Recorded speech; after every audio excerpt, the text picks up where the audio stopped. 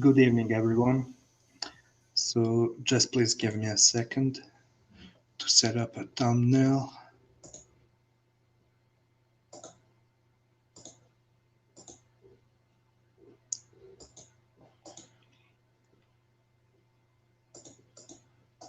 And here we go.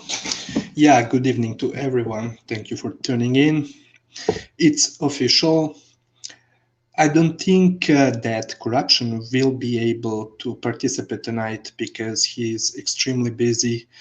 Maybe he jumps in later, but in case he doesn't, I'll keep it short tonight, short and sweet. Let's see who do we have in the chat room. Triple JJJ. I remember earlier there was Subash Konvor. L-Dog, what's up? MX, he's asking, let me guess, the fight was fixed. Well, yeah, Ryan Garcia fixed it with a liver punch. So that's it. What do you suppose that I would say, or that we would say it was fixed? No, didn't look that way at all. So I'm just curious, why would you say so? Paja, what up? Buddy Aces, salute, Buddy Aces. Who else? Matthew Slise. Doesn't like Garcia, clearly intangible. Wipes tears. Yeah, congratulations to Kazuto Ioka. Yeah, intangible, for anyone who doesn't know, was a huge Tanaka supporter. Sorry. He was adamant about Kosei Tanaka knocking out Kazuto Ioka. Well, we saw how that went. Intangible.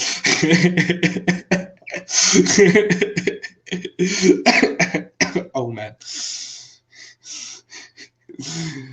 Salute to the last one who left a comment who doesn't have a username.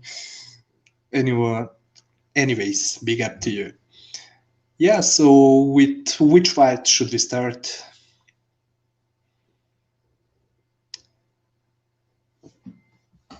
I think I'll start with Garcia Campbell card to talk about how fixed that main event was. MX, wink wink. No, I'm just kidding. Yeah, I was not really able to pay attention. I was very busy, and wow, these are my most difficult days ever. I'm feeling terrible, so I wasn't able to follow the whole card. Felix Alvarado, he stopped DeeJay Kriel in what was that 10th round, dropping him in the meantime 2 times in the first half of the fight. Yeah, he was very aggressive. It was a very funny fight to watch. I mean, a fun fight, I would say. Felix Alvarado, very, very aggressive,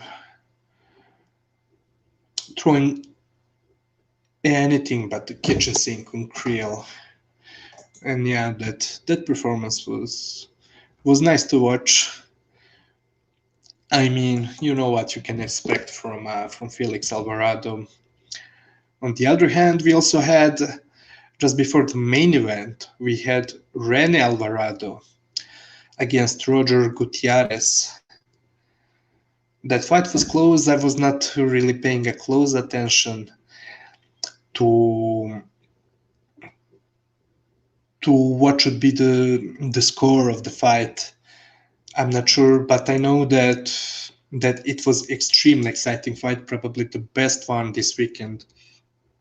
Although many people would say that the main event itself, Ryan Garcia versus Luke Campbell, was extremely interesting fight to watch. Many people really enjoyed that fight. And maybe not because of the boxing and the skills shown in that fight, but kinda, I don't know. I don't even know how to explain it. The fight itself, to me personally, was not that exciting, but it was interesting to watch. Them, how can I put it together?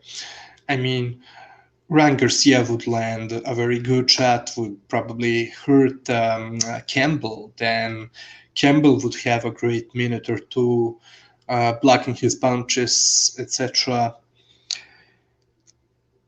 Landing his own, not where, I mean, he was not extremely dominant, but I would say he was winning the most of the rounds.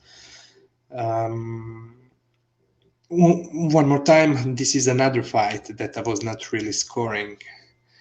But yeah, I would say that he was really winning most of the rounds because he was blocking most of Ryan's punches. And by the way, one more time, another proof of how terrible CompuBox and punch stats are, how they're lying, how they're always protecting the A side in all fights. I mean, around the fourth round, yeah, I would say no. During the fourth round, the punch that power punches appeared, and so they were showing Ryan Garcia outlanding Luke Campbell by about 15 punches, which was really crazy because,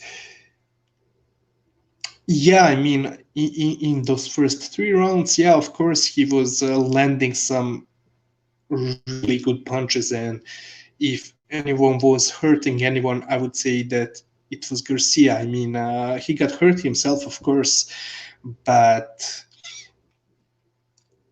in every round, I would say in every round, he would land the best punch of the round. But again, on the other hand, I would say that Campbell was winning most of the rounds. And so to me, it was impossible. In fact, I think if you take the landed punches, for example, I would say that Luke Campbell was outlanding Ryan Garcia, and it was easy to see if you were able to pay attention to him blocking his punches, catching most of them on his high guard. So yeah, that was another BS as usual, as we always can expect in all the fights. It sucks, but it's boxing for you. Yeah, second round. I like, on one hand, I like how Campbell was able to set up that knockdown punch, but at the same time, he was looking slow, and anytime he would land, he would throw his rear hand, his left hand, as he's a southpaw. He would telegraph it he was telegraphing that rear hand from the dressing room, and it was really easy to see. But anyways, but he was doing well. He started the fight by jabbing with Ryan. Then he was constant with going with the left to the body, straight left to the body, after fencing with Ryan Garcia, and he was landing a lot of those punches, and it was a clear veteran strategy. Sorry, excuse me. Yeah, very good strategy. And then, as we were all able to see in the second round, he feinted another body shot and come up with was that a looping southpaw left hand that cut Garcia right on the chin. But there's a huge problem with Campbell. I mean, first of all, I would call him Luke, the basic Campbell. That should be his ring name. And really, he was throwing the same 2 or 3 punches at the same speed, telegraphing the rear hand every time, throwing them at the same speed. And he was really telegraphing that rear hand. Oh fuck, sorry. The whole night. Let me go through the chat room quickly before continuing.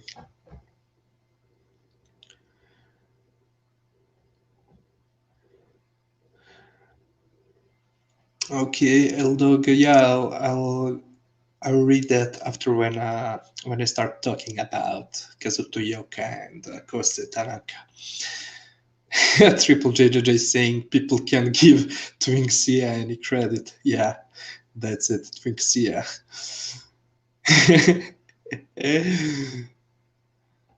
No, but I'll give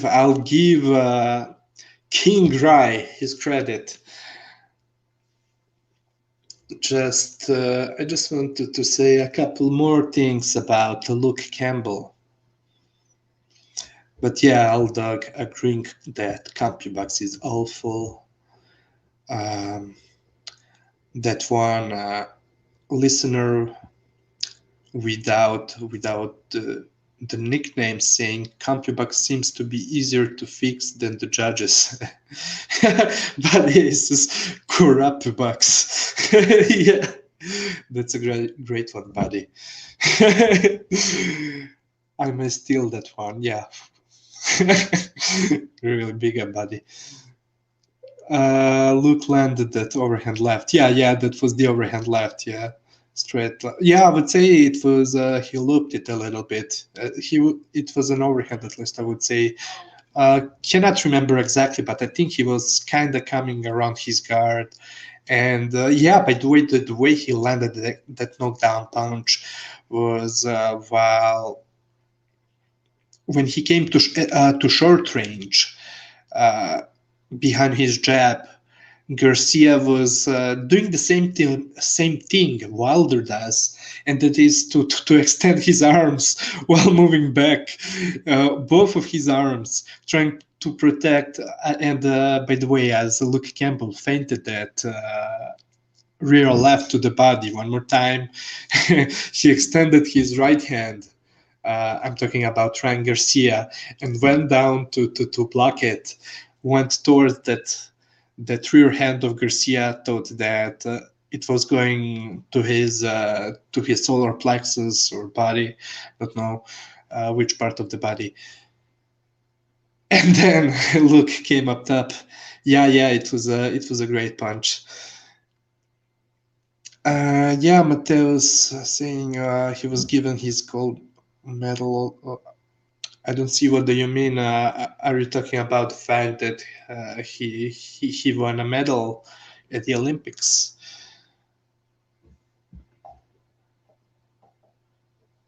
What up, Josh M? Oh, yeah. Well, you know what? It's because, and Corruption and myself, we were talking about that even right before the fight between Loma and Teofimo. I mean, nothing to do with Teofimo, nothing against him, but we were saying that people should be aware about, if it goes to scorecards, about the scorecards. You know, I don't want to talk too much about it, but I'm just trying to say that Loma is already in his 30s.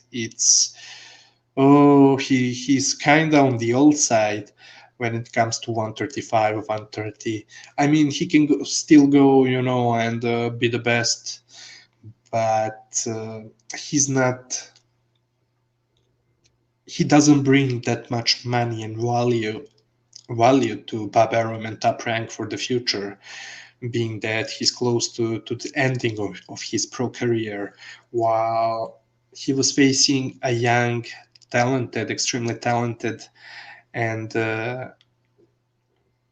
very marketable US-based fighter who's speaking English, who's trash talking. So yeah, he's.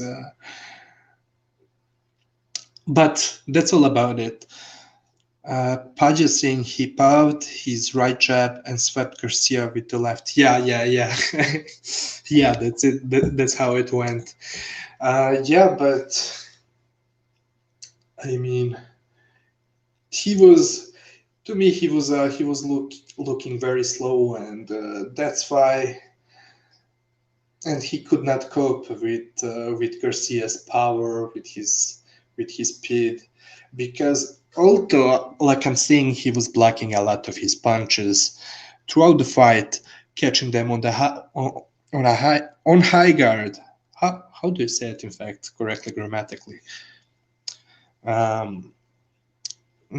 Doesn't matter, but yeah, every now and then, like I said, in each and every round, Garcia would land a few very good punches and would usually, I mean, literally, in every single round, he would probably land the best single punch of the round. And even when he was shoe shining and getting his punches blocked by Campbell's guard, I would say that Campbell was feeling his power, and I would say that he was also looking really shy. Look, he could not employ the same tactic. First of all, he was using against Loma, because he was facing a bigger fighter, not a much smaller fighter in Loma. And by the way, I didn't like how physically he was prepared. And another thing, Ryan Garcia has much more power than Lomachenko, and I don't care what anyone says about it. But yeah, Ryan Garcia is much more powerful than Lomachenko. Now that's probably the only better thing that he does than Lomachenko. I mean, I'm sure it is. But yeah, Ryan Garcia, credit to him. I mean, look, skill-wise, boxing-wise, he's still very green. He has a lot of things to correct if he wants to fight at the highest level. But he showed courage. He showed balls. I mean, he's under a lot of pressure, and he's a young kid, and you can see that he was fighting for his honor, as everybody is looking at him, just like some Instagram or TikTok whore. So he doesn't like it, and he wanted to show something in the ring, and I can say that that's a good thing, being that, look, one more time, I do think that Campbell was outboxing him in most of those rounds, at least up till the 5th, 6th round. No, but I do mean that JJJ, I mean, he showed some courage. If you compare it to the courage that most of the boxing fans thought he had, or perhaps that he did not have. Everybody was looking at him like he didn't have courage at all, and yeah, he showed some, at least some resistance, at least some mental fortitude. But at the same time, you know what? Skill-wise, it was not that good, not good at all. Doesn't have footwork at all. can't use the lateral movement to save his life. Just he's only able to move, to step forward and backward. Yeah, so Green, I mean, but at the same time, Luke Campbell was the right opponent for him.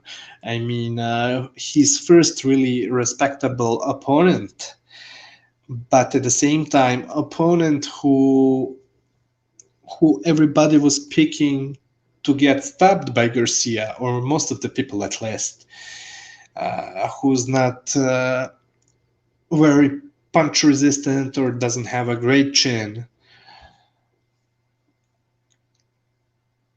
I mean, and as we were able to see, not the best stamina neither, because he was gassing out in almost all the rounds, from what I remember. I mean, more or less, but I saw him tired, and at the same time, he was the right opponent because he was not a real threat.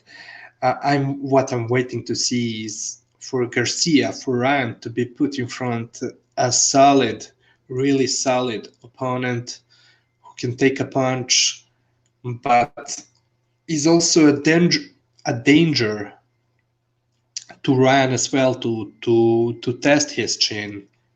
And that question could not be answered with Luke Campbell. It's simple as that.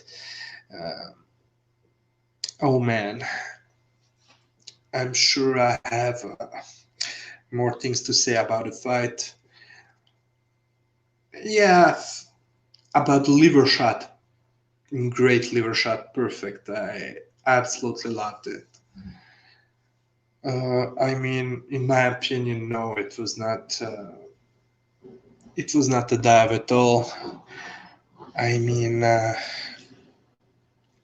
last time I was boxing, and I was going back to gym after about 2-year hiatus, and I was sparring with the best guy in the gym for a couple of rounds. Man, he was killing my liver. He landed like 6 or 7 of them on my liver.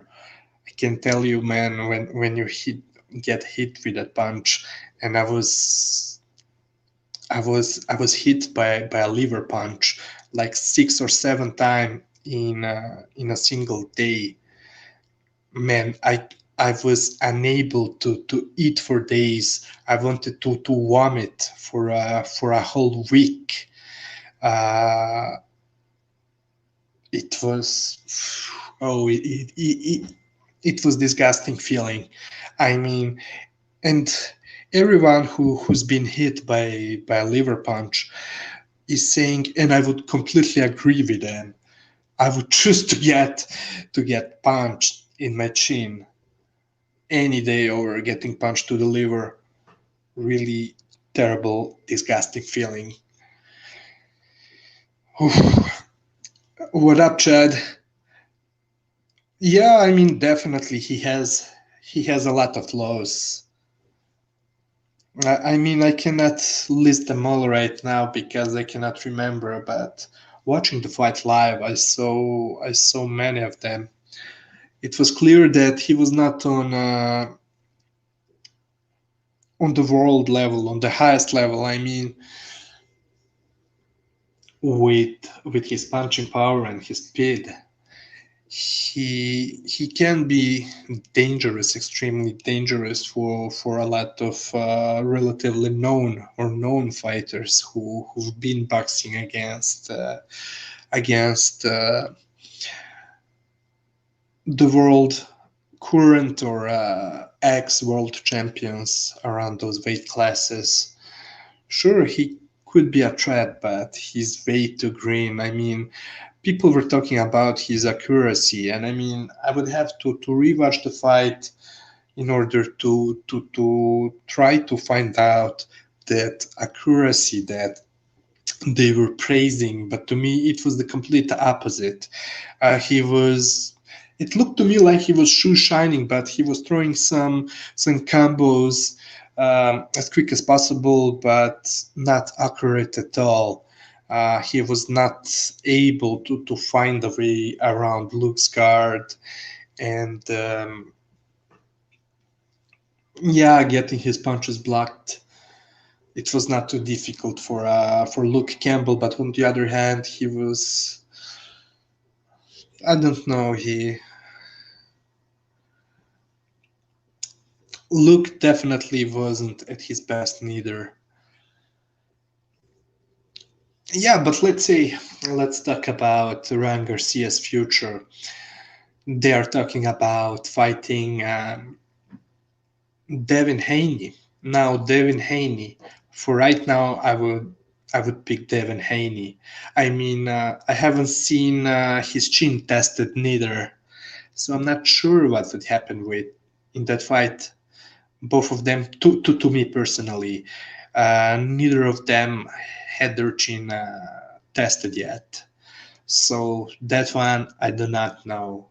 Ryan Garcia may very well hit him with something, sorry.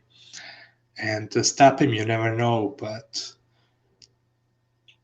there's also a possibility for Haney doing the same, although his punching power isn't impressive at all, at least for now. But you know what, with Haney, his last fight against Gamboa, it was, when it comes to the best, to the world A-level, championship level, it was a bad performance. But if you take him for what he is, and he is and should be a prospect in reality. He's just a prospect, David Haney, that is, who's just who just got awarded with that email title. That's the reality, and you see that he's not really, probably not ready yet for the championship fights neither. At least not against Loma or Teofimo. No, neither of them. No way for that. But at least at the same time, I would say there's more possibility of him, Devin Haney, doing something, performing better against them than Ryan Garcia would at this moment. Because Garcia doesn't have the skills to offer to Loma or Teofimo. The only thing he has is that, explosiveness, but it could be figured out by Loma and Teo also, and both of them are also quick, fast, explosive, so they have the same thing. Not a problem for them. But let me go back to Devin Haney's last fight against Oldiolkis Gamboa. Oldiorkis. Yeah. The guy's probably 45, probably a few months younger than Ortiz.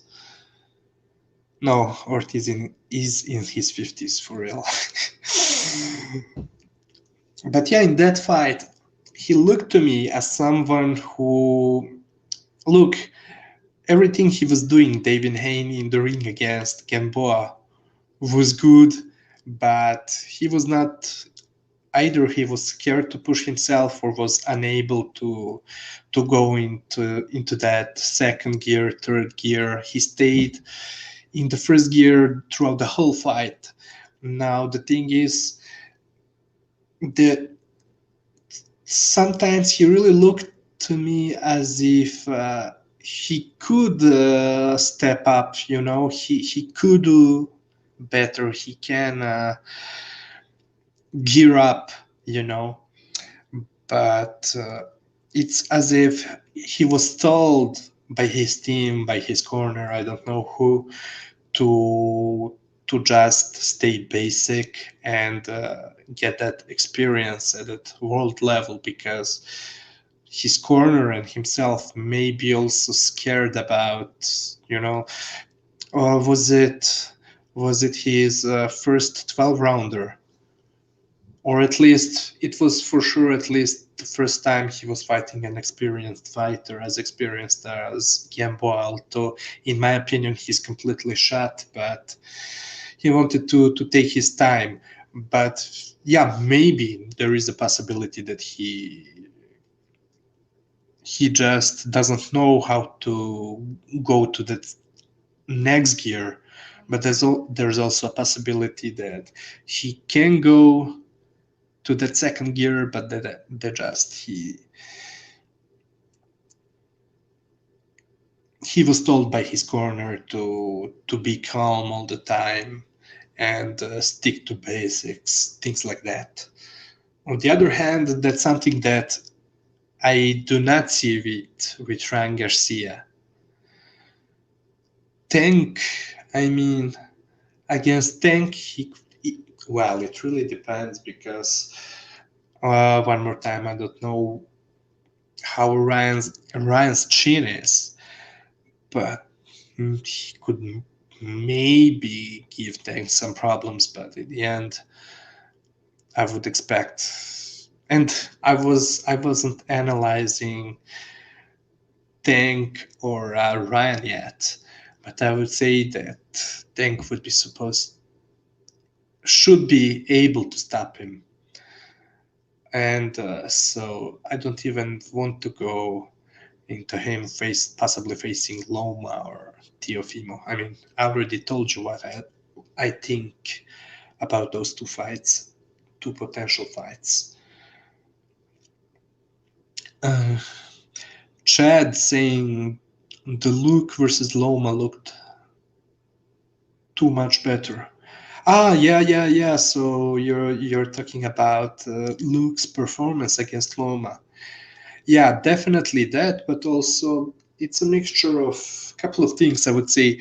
First one, definitely he was much better than, much better prepared in that Loma fight than he was for Ryan Garcia. Second thing, he was on his home turf. While you can say that it also depends, being that he doesn't have a devastating power, but he was going to Texas facing Garcia, and we'll talk about scorecards. That's the thing that I forgot to mention, and it has to be addressed. Yeah, plus the different styles. Loma is not trying to stop fighters with one punch. So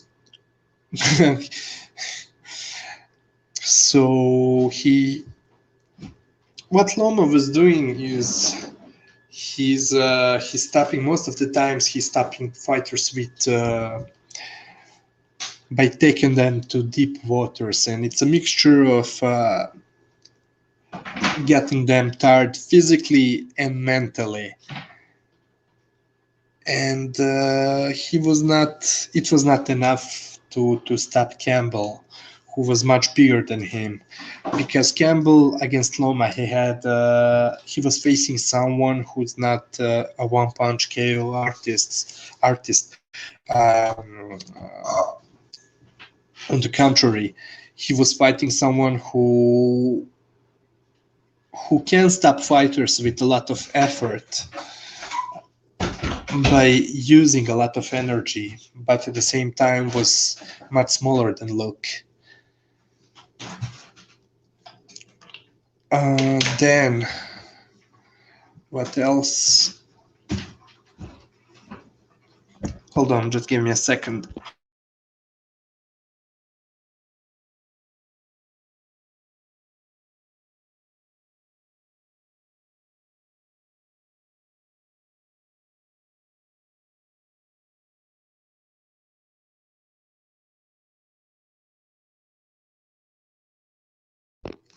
Yeah, sorry for that. I'm back. Yeah, let's go to scorecards. I mean, they were terrible. You would not believe. You would not believe. Okay, so I told you that. Okay, probably before. Now, one more time. Cannot remember. I was not doing a detailed film study. I was only watching it live. I didn't have time to rewatch the fight, but I would say up till the very last few rounds, round or two, Luke Campbell was winning the rounds, most of them. And so Ray Danseco had it 58-56 for Garcia. Glenn Feldman had it 58-55, and Mark Lyson had it 58-55. And one of the judges, I forgot which one was it. Was it Glenn Feldman or someone else, or maybe Mark Lyson? Uh, let me see. Let me see. I know I sent that screenshot to corruption, but there was a huge problem with that round, the second round, in which Luke Campbell scored a knockdown. Let me see, what was that? Yeah, then Rafael tweeted, at the time of the KO, Ryan Garcia was up 58-55 on two cards and 58-56 on third.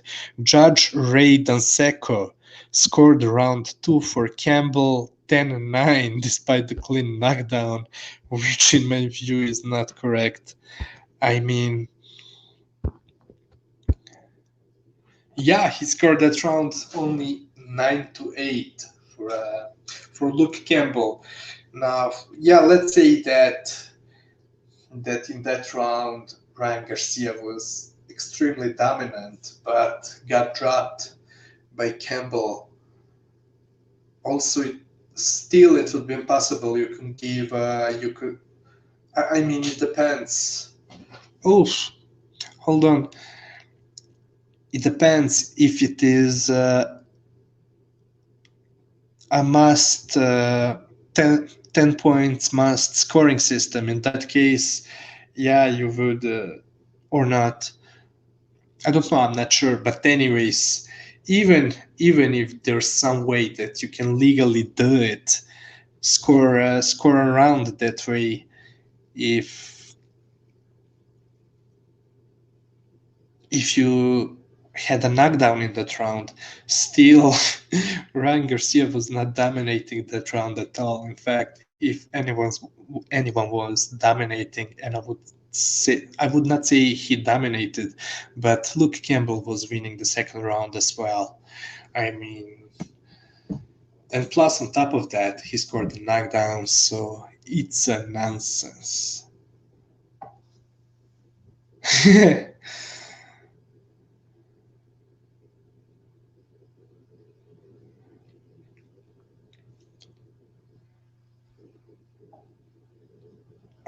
Paja saying they might bring open scoring back for Ryan Garcia. I'm not sure. Are you being serious, Paja, or making a joke? I'm not sure. But yeah. Anyways, guys, I think that was it about this card. So I'm not sure if I have anything else to say. Oh yeah. It was announced that the fat pig Suleiman, the fat pig Suleiman, the fat pig from WBC, that retard from WBC, that thief, finally did a good thing, and so he expressed his intentions to make that fight in between Ryan Garcia and Devin Haney for the WBC title. I'm not sure which one. Well, yeah, for the McDonald's WBC belt. Oh damn, I have to restart my PC, but my PC just froze. Okay, so anyways, give me just a second, I'll take a sip of water.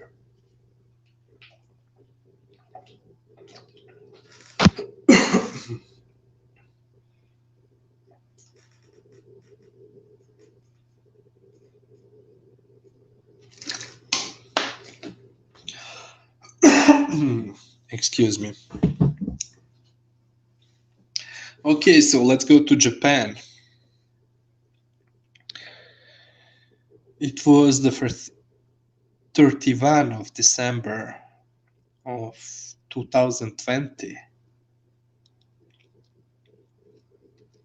As always, Japan gives us a great, fantastic card on the New Year's Eve. Now about that card, I was only able to watch Daigo Higa. Oh, and I already forgot his opponent's name, but he's a good fighter. And Daigo Higa, who was give me a second, please. Yeah, so what I was saying, Daigo Higa, who was suspended by the Japanese Commission after failing to make weight. I'm not even sure, was it at flyweight or super flyweight, when he was 2 pounds overweight. First, he got a monetary punition or something like that. But then I do think it was overturned to being banned from that division. And it's something very interesting, because I was not following the governing bodies in Japan, boxing governing bodies. I'm not aware of how are they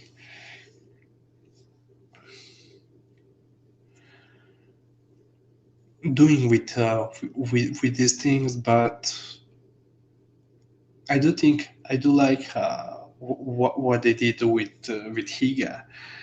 I do think that it would be a great thing to impose on the weight bullies in general. And I'm not saying that Higa is necessarily a weight bully, but I'm talking just in general. I do think that every commission in the world should probably do something similar. Now, I haven't really thought about it. Maybe there are good arguments which, if were given to me, would probably change my mind. But for right now, it does seem to me like a good choice. So, but on the other hand, Daigo Higa, who's really tiny and small, was fighting at 118 at bantamweight, and I cannot really remember the name of his opponent. Is on the top of my tongue. I'll find it in a second. Yeah, so he was fighting Yuka Kobayashi. Yeah, so Yuka Kobayashi, that's another. He's a talented fighter, and let me tell you, I was a big fan of Higa and his style. Him fighting on the inside at the lower weight classes. I always enjoyed watching him. Whoa, the viewership dropped since I started talking. Whoa. Since I ended with Ryan Garcia. Or maybe people got bored, but anyways, the show goes on. And Daigo Higa, yeah, he was very exciting to me. Oh, so no, I was wrong. So this fight Oh no! I was not wrong. Yeah, the fight effectively took place in the bantamweight division. So yeah, I was right about it. Yeah, but Higa, what I'm trying to say is that he's too tiny, too small for Kobayashi and the bantamweight division, and it was very easy to see. Now the thing is, I was surprised that Kobayashi wasn't trying to use his jab a bit more. No, he went straight into a fight, which he was losing, and it was another extremely good, exciting fight. I mean, with Daigo Higa, you can be sure you're being entertained. That's for sure. So yeah, Higa performed very nicely against the opponent he was facing. And yeah, I would say to anyone who missed that fight to watch it if you want to see a very entertaining fight. Daigo Higa stopped him in the fifth round with two uppercuts, two deadly uppercuts. His Kobayashi's nose was bleeding profoundly. There was blood everywhere. It was bleeding nonstop.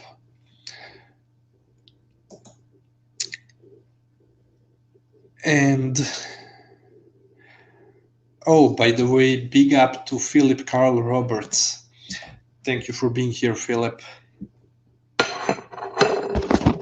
Okay, let me light the cigarette.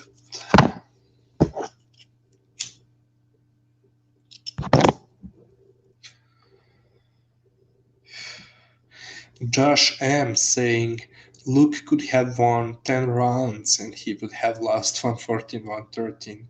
Exactly. And yeah, and to go back just quickly to that fight, after these scorecards, after you tell me that there's no difference in between Luke facing someone on his home turf and facing in Texas against a guy that the boxing establishment wants to catapult into a stardom. Yo, IBT, what up to you? Oh, just talking about these cards, just ended talking about Garcia Campbell card, and I started talking about the other Japanese card. I just spoke about Daigo Higa facing Yuki Kobayashi, and now I'm about to talk about the main event. By the way, IBT has a boxing channel as well, so give him a check. He's on Twitter as well. Anyways.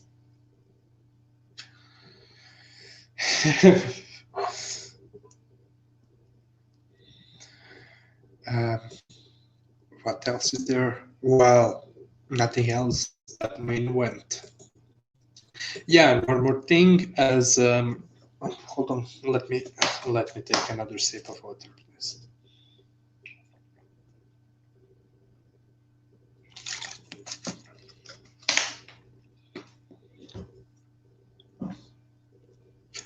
Yeah, IBT. What I was saying, I'm solo on this one. Corruption is extremely busy, so I'll keep the show short. So I'm gonna go into a great fight in between Kazuto Ioka and Kosei Tanaka. Yeah, so there were many questions. Who would win the fight?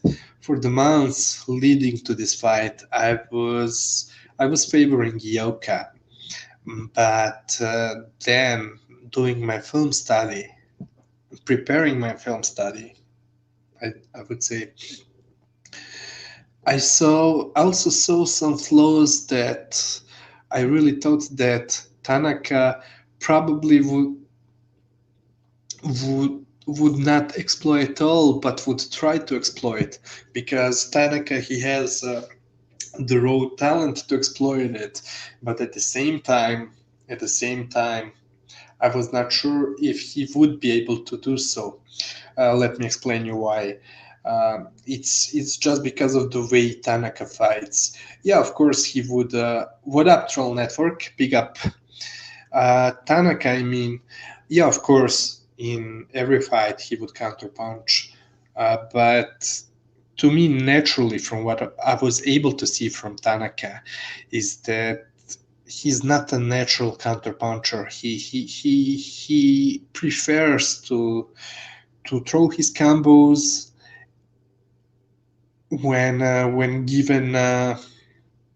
He waits. Usually, he waits on his turn to throw his combos, to throw his punches, then stops and puts his guard up and waits on you to punch. That's what I'm seeing in the most of his exchanges. So that's why I was thinking that I was telling to myself, look, it's a problem that he fights this way because he has a talent, hand speed, and explosivity, and he do like to throw punches, combos, explosive combos indeed. And so I was thinking to what McWilliams Arroyo was able to do against Ioka by countering him in combos, throwing with Ioka in combos while Ioka was throwing light setup punches. So I was thinking, but maybe Tanaka, you don't know, he's a talented fighter, and if him and his team did a good job on scouting Ioka, they would see that that's someone they could work on, that they could use, despite that not really being Tanaka's natural style. So I was giving him that opportunity, and that was something that that made me uncomfortable picking Ioka. At the end, I did pick Ioka after all, but I was not so sure after doing that film study, because I just told you, I thought that Tanaka is not fighting in a way, style-wise, not fighting in a way that could put Ioka at danger. But at the same time, I thought that there's a possibility that he could adjust his game plan to fight him that way, the way he should. But at the end, he did not. And yeah, the fight was very entertaining. I rewatched it a day after it happening, and I cannot remember the exact scores, but in fact, I would say that I gave Tanaka 2 rounds, maybe, because I can see him winning 1 to 2 rounds, maybe 3, but not really, in my opinion. First round, he started very well. Well, in fact, he landed the best punch of the round. But at the end, I do think that Ioka outlanded him, and landing some very good counters, very good punches himself, and outlanding Tanaka. And I definitely gave the first round to Ioka. I cannot remember, was it the second or the third round that was close, but I gave it to Tanaka. And look, in the first couple of rounds, Tanaka, on the offensive side, he was doing some really, really good work for the probably first 4 rounds, maybe 5, cannot remember. anyways, he was competitive in the first 4 rounds, extremely competitive. But I do think that Ioka was just outclassing him. He was extremely sharp. I would say this is the best performance that Kazuto Ioka ever gave us, at least from what I remember, because I was not really watching his earlier fights, but from his 10 last fights, I would say definitely his career best performance. He was so smooth, so accurate. I mean, he's always extremely precise with his punches, but in this fight it was something else. And I was also thinking that his punches, judging by the not only the end results but the knockdowns that presided in the 5th and the 6th round, I was really thinking, man, he seems to punch harder than ever. Now it may be the case of him really punching harder because maybe he was training. He was surely training for this fight harder than before. As we know, he had some. He had an interesting life outside of the ring, and he was criticized for that in the past. So, and judging by his performance, he definitely trained extremely hard for this fight. But I'm not sure if the way his punching power was looking was because of him training harder, or was it in fact because this was Kosei Tanaka's very first fight at 115 and he was facing the best, I mean, one of the very best pound for pound fighters in that division. And so, yeah, I was kind of surprised that I did not expect the fight to end by stoppage. At least I was giving, while still I was picking Kazuto Ioka to win. I was saying to myself, if the stoppage was to occur, I would say it would be Tanaka who would stop him. And Tanaka, yeah, definitely offensively really good, but as you can see, he can be countered. And I covered everything that happened in the ring that night in our film study breakdown of this fight in the previous episode. Go back and watch it.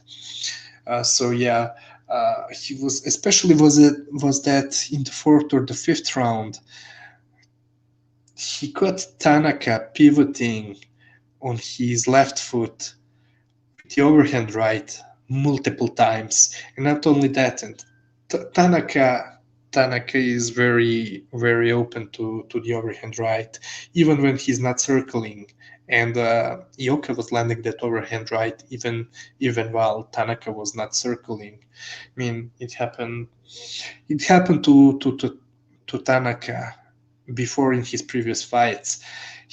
Before this fight he was dropped, I would say, was it 3 times, and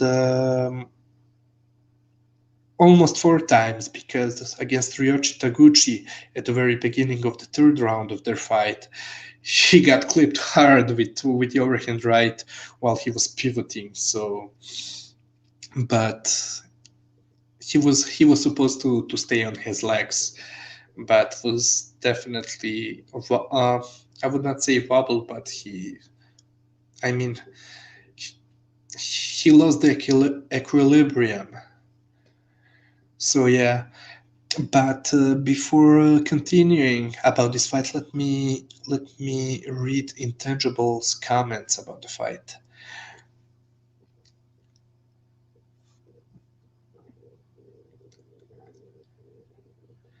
Hold on. Yeah, so Intangible said the difference in this fight was IQ, mental maturity. Definitely. Yeah, I mean, what Tanaka was trying to do intangible, as we all have seen, he was trying to overwhelm him with his explosiveness, with his combos, but defensively was very open for counters, and Ioka was so smooth, so calm, extremely composed. In fact, yeah, that's another thing that I wanted to say about this fight. Um, the way of wow, how much he was composed. He was intelligent. Okay, throughout the whole fight, Ioka was working behind his jab, which was clearly superior than Tanaka's. Tanaka doesn't have a very good jab and can be a very hard jab and a setup punch, but Ioka is able to use his own jab in multiple ways, and he's more has a better timing with his jab. So quick, so good, untelegraphed. Yeah, but let me go back to the ring IQ when Tanaka would trap him on the ropes and would start throwing his flurries up and down to the body upstairs. Yeah, definitely. Ioka was getting touched by some of those punches, extremely good punches indeed. And in the meantime, he showcased his chin, but he was so calm and composed. He was able to to tell himself, okay, let me go back to jab. And the moment Ioka would get back to his jab, throw one or multiple, two or three jabs, he would push Tanaka back. And Tanaka, that's the thing that I was talking about. First of all, not only you can catch him from the outside with the jab easily, or that you can even counter him with his jab because he's telegraphing his punches in the pocket. But also being that, and I'm going back to what I already mentioned, being that he's not a natural counterpuncher despite landing counterpunches, a lot of counterpunches, in fact, in all of his fights, except this one, the very last one against Ioka. But he's not a natural counterpuncher because when he had Ioka on the ropes and got close at mid-range, whenever Ioka got back in those situations, when he got back to his jab, throwing two or three jabs, pumping his jab at his face instead of trying to counter his jab, Ioka was stepping back and giving Ioka time to breathe and to recuperate, to take a breather, you know. The other thing, Ioka's defense, extremely mature, like Intangible said, composed. He would put up a high guard. He was tucking his chin extremely well, despite hitting some huge overhands on the top of his head, on the sides of his head. Well, in the beginning, he even ate that huge right hand from straight right hand from Ioka, which was a counterpunch, in fact, right on his chin, and still took it while he was still cold, didn't have time to warm up, wasn't warmed up yet. And so it's a testament to Ioka's chin. In fact, I didn't know that his chin was so good. Yeah, but his defense again. Yeah, let's finally go to Ioka's defense. The way he was countering his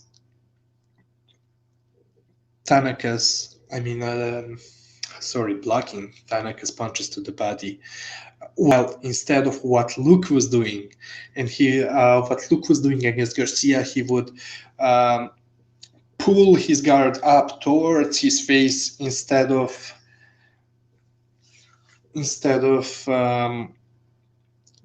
lowering his knees, instead of I lost the right word that I want to use, but when you sit down, when you get low, well, you can also get your chin low behind your guard while you're still keeping that guard in front of your body, covering your body, while Ioka was doing the opposite of what Luke Campbell was doing against Ryan Garcia. And he would squat down and hide his chin, and his defense was very good. And in fact, he would not panic. He was using the three types of defense, and always switching in between them. Footwork, lateral movement, in controlling the range, but also upper body movement and defense. And another thing about his defense that I liked, when Tanaka would land a huge punch and kind of hurt Ioka, and when Tanaka would start throwing his combos at mid-range, and Tanaka was looking to stay at that mid-range where he has the room for his punches, for his explosive punches at mid-distance. Kazuto Ioka would put up a high guard, and then he would calmly walk towards Tanaka, and would go to step to close range, so smoothly, so calmly.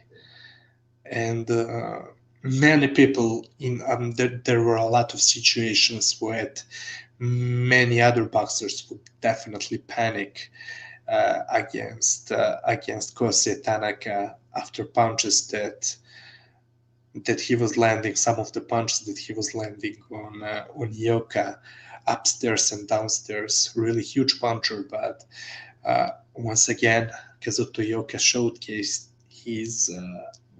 his extremely high ring IQ by not allowing him the distance, because Tanaka, he does need the room for his punches. He doesn't, first of all, not only that, he doesn't know how to fight on the inside, which I already showed you in our breakdown in the previous episode, but also he's not able to throw those short punches on the inside. He does need to turn his feet, his whole body, his hips into his punches.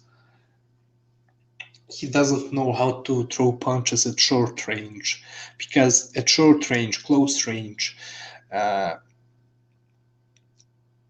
you should not use your feet a lot, your hips, when you're throwing a punch. A lot of times you should throw, well, even the arm punches, or but not really, not necessarily arm punches. You can still snap that punch, but you snap it from your shoulder or from your arm, not giving a precious time on the inside by turning your hips, your knees, your feet. Let me go on to the other comments, still from Intangible. He's saying Tanaka is actually a natural counterpuncher. I've watched his early pro fights and amateur fights. Back foot game is his natural style, which is why he's so accustomed to moving to his left. Well, look, Intangible, I mean, okay, if you disagree, but I still cannot agree with you. That from what I'm seeing from him, I mean, I saw him. I saw him on his back foot because I was watching most of his fights from his third, I would say third or fourth professional fight on. I've watched all of his fights, and I saw him, yeah, indeed, on his back foot, even against Angel Acosta and the other previous fight. Oh, I forgot the name of a big fight that he had that where he stopped his opponent in 2015. Yeah, he's able to stay on his back foot, but to me he's a boxer puncher. Doesn't matter. I mean, you can counter punch on your front foot. To me, it's intangible. I 100% disagree with you. If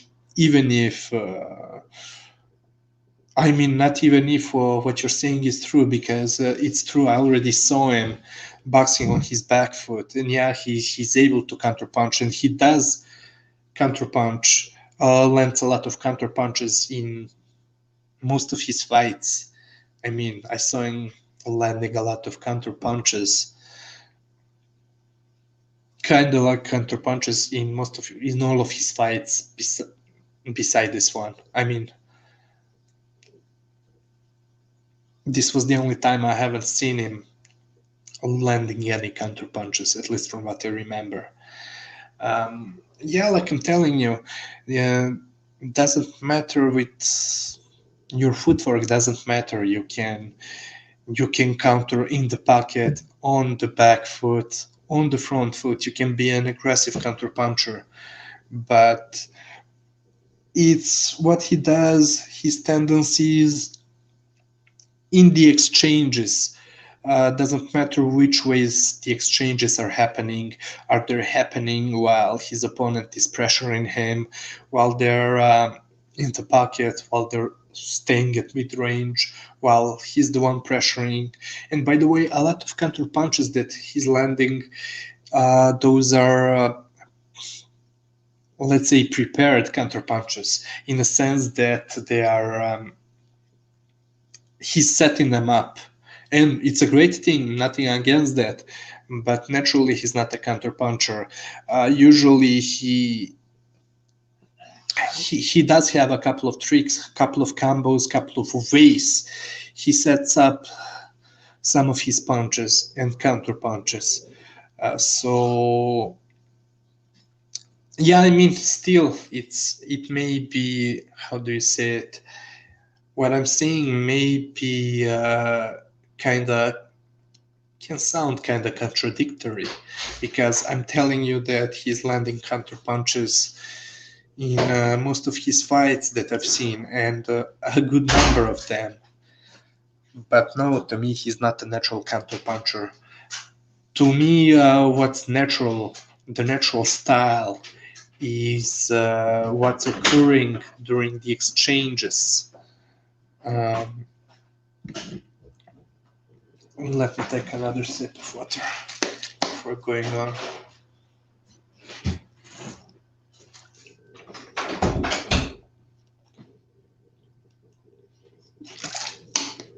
Yeah, so about Kosei Tanaka's natural style, I'm sorry, intangible, but I have to disagree.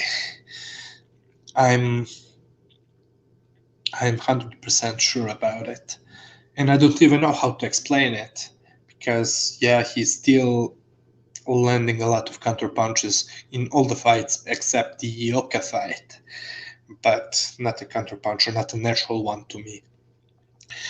Intangible saying, and why he doesn't fight small when he comes forward, he remains upright. Yeah, definitely, huge problem for him. Doesn't use the head movement. I mean, he was using it in some of his fights, but everybody, look, even if you're a boxer puncher, of course you will counter punch. Same thing for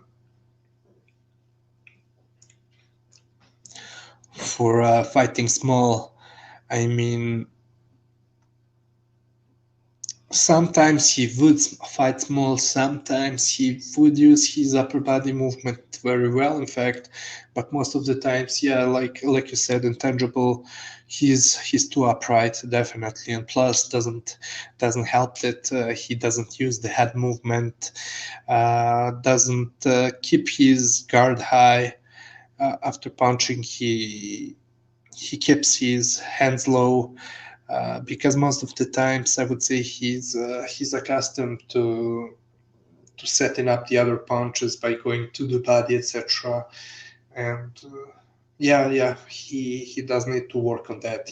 If he's coming forward, it would be way easier for him. Intangible saying Tanaka won rounds, but after the 4 rounds, both guys seem to be adjusted. Ioka is a calculated assassin. Definitely, yeah. Nicely said. He says Ioka will decipher patterns and stay calm. Exactly. That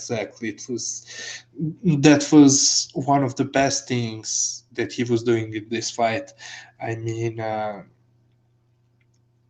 the way he was accustoming to, adapting to anything that that Kosei Tanaka was doing was amazing. And again, so smart, so calm, so smooth. Really beautiful performance. Hold on, let me see the other comments. Tanaka's predisposed instinct is to push harder and harder if what he does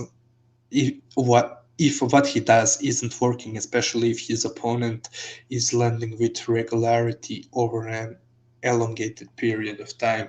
Yeah, absolutely intangible. And by the way, guys, intangible himself, he has a channel, boxing channel. He's on YouTube. But also on Twitter, etc. So finding on both of these platforms. Anyways, yeah, I do absolutely agree with you with what you're saying in this one about Tanaka. Yeah, and that was my problem in this fight. Yeah. Like you said, intangible, when something doesn't work for him, and it was especially visible against Kazuto Ioka. If something doesn't work for him, his answer to that is trying more of it. He will just try to push up his pace, trying to overwhelm his opponent with his pace. Now it was working against the lesser opponents, but not not against such a smooth assassin in Kazuto Ioka.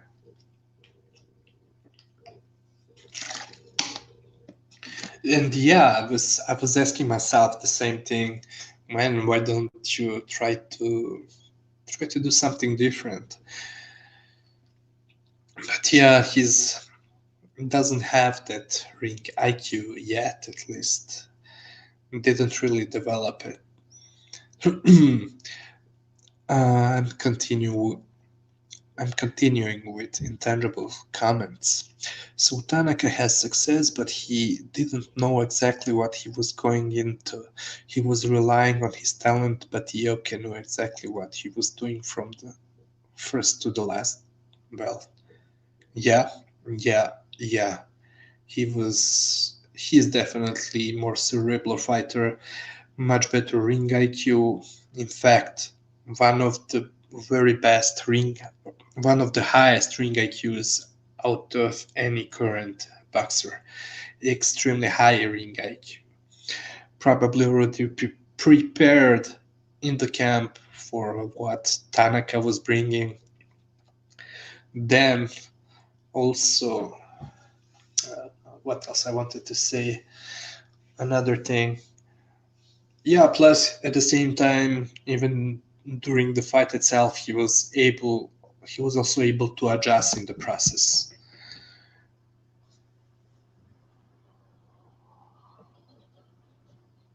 IBT saying, why didn't you mention this in your post-fight dummy somehow? Yeah, so that's what I wanted to ask you, IBT, because I was about to tell you, well, matter wait, what are you talking about? I do think that they covered every single thing that could happen and that happened in the ring. So yeah, in fact, I know it could not be about me, because I know I did a great job with that breakdown. We are leaving the mistakes to people like Intangible, who are picking Kosei Tanaka over Kazuto Ioka. We know what we are doing here on the COUP No. I just love to joke with Intangible. Oh, friendly fire on Intangible. Let's go on.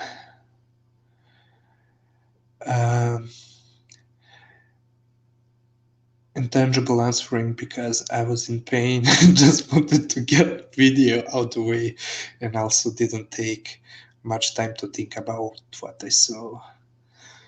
Oh, what up, corruption? How are you? Konnichiwa, corruption-san. Official score card です。オレンジジュースを飲みますと、ボクシングとチェリーキスを飲みます。どうぞよろしくお願いします。Yuki is a beast. Yeah, L-Dog, yeah. He's saying Ioka is in my top 5 favorite boxers now. He should be a long time ago, but welcome on the board, on the train. Yeah, incredible ring IQ, incredible skills, really top level pound for pound fighter. Not your Canelos, not your Crawfords, much better. If he was an American and facing the same, I mean, if he was doing what he was doing while being American, he would be praised as God in US by the US boxing establishment, and with that around the whole world. The world would be on his nuts. I mean, just see who is he fighting, and you'll see he's times and times better than talented but overhyped, protected Canelo and Bud Crawford. And I do respect both of them a lot for different reasons, for different skills. They, even despite me criticizing on them, I do think they're amazing at some things, believe it or not. It's just that I haven't done yet any film studies on them here, etc. But we will talk about them in a positive light someday, don't worry. Oh, let's go on. L-Dog saying he might not be one of my top 5 to watch, but he is top 5 guys I support. Well, you know what? I would say, I don't want to give up my pound for pound list, a new one. I made a new one recently, and I changed my criterias, but I'm waiting to see if some of these days, Corruption and myself, if we would if we are going to make a show about our pound for pound lists. But yeah, to me, definitely Ioka, one of the very, very, very best fighters in the world today. And especially after this performance, it was the performance of his career. Now, the problem is that it's questionable, is he going to retire or not? Because there was, even before this fight, people were saying, or I do think maybe even Ioka himself or his team, his dad, or I don't know who, considered this fight against Tanaka to be his last fight in his career. And that would be sad, because he should bless the world with his talent.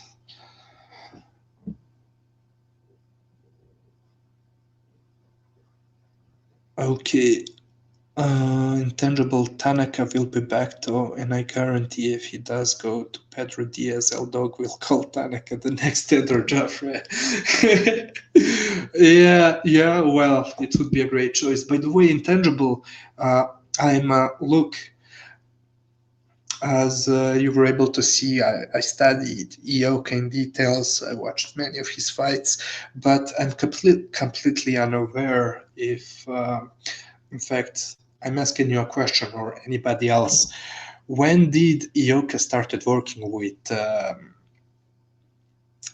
What's his name? Well, no, it's not Pedro Diaz, the one, or yeah, it's his name. Well, at the same. Anyways, I'm asking about his coach in the Tanaka fight, the same one who is coaching, man, that heavyweight, what's his name? Heavyweight that beat Dubois. Was it since he came back after his first retirement? I mean, his retirement when he came to America to fight McWilliams Arroyo. Because I know that in that fight, it was a fight where his dad was not with him, so, and that he was with a new trainer. So was it him or someone else? Or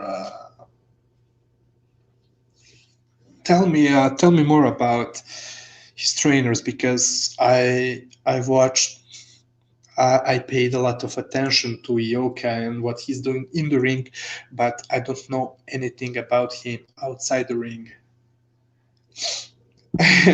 Yeah, and by the way, Tanaka, man, this is not a knock on Tanaka. I mean, Ioka just magnified the problems, the shortcomings of Tanaka, the things he has to work on. But even despite that, he's extremely, extremely, extremely talented.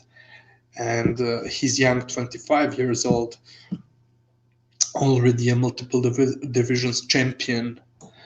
And he can still break that record for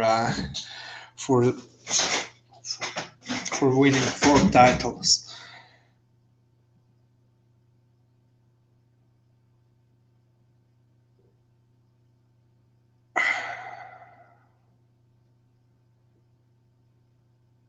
Intangible saying, my fighter lost to a future Hall of Famer. Indeed, no doubt. He's also saying, well, guess Tanaka is 16-0 because premature stoppage, and he would have slumped him like Frotch. Intangible, come on, you're intangible after giving all the respect and recognizing the levels in between Ioka and Tanaka is still in some kind of denial. Premature. I almost said premature ejaculation. Premature stoppage. Premature stoppage. My ass. Man. At the same time, look, watching it live, the moment the stoppage happened, I was like, man, that's premature, what's happening? And then just a single second,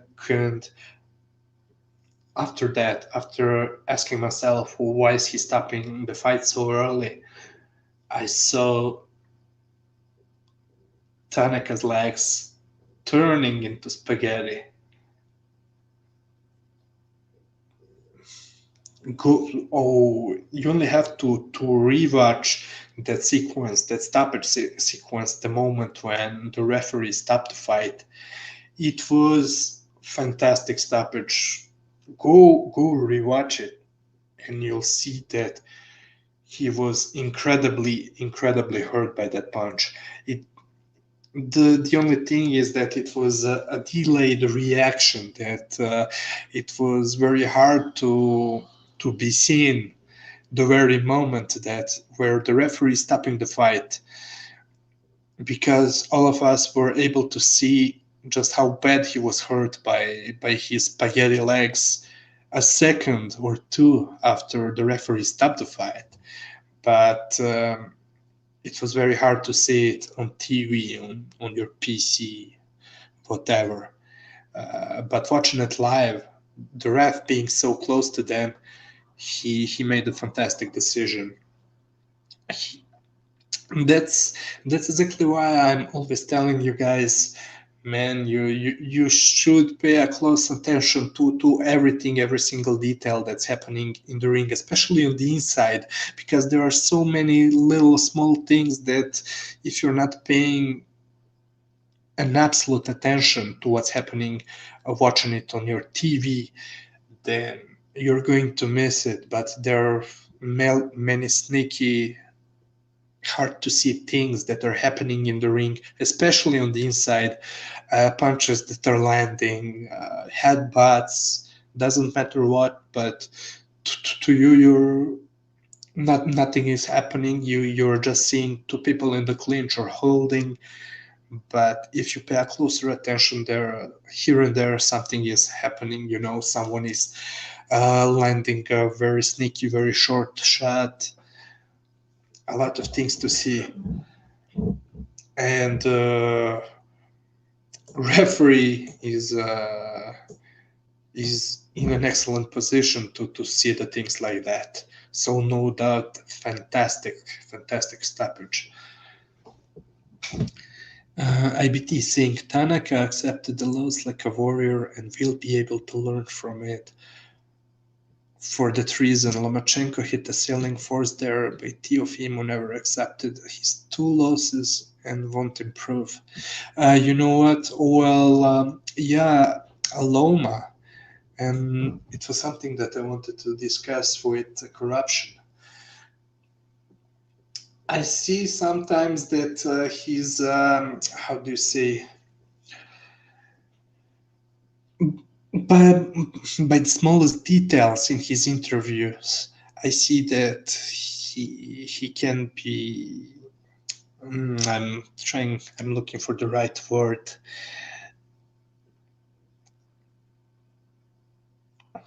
Well, let's call it salty in today's slang, salty about the other opponents or the possible opponents.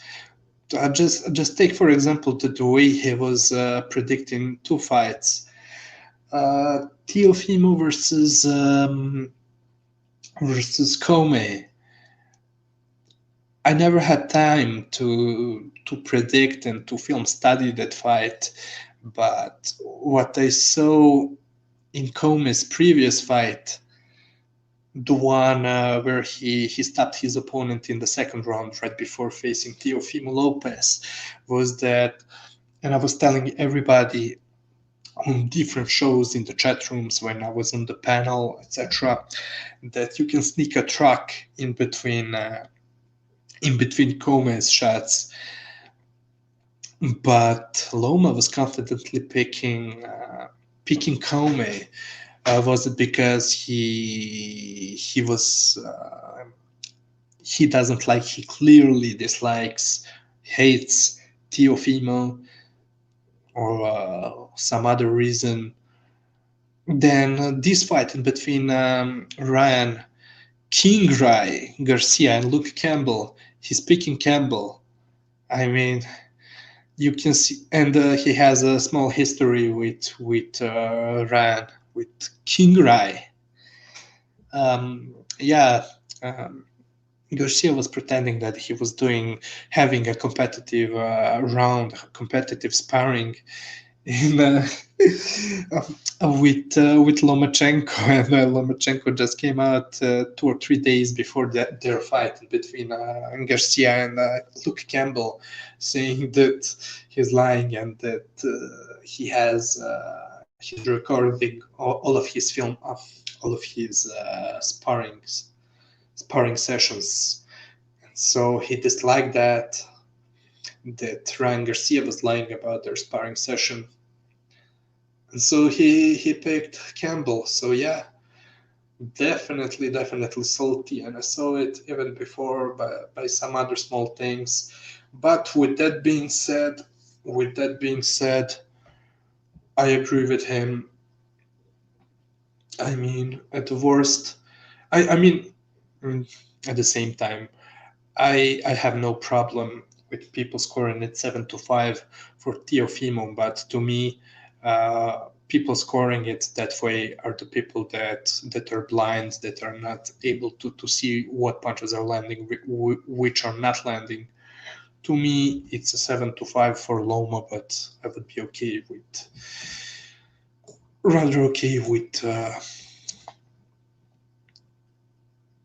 a draw. Let's go to the other comments.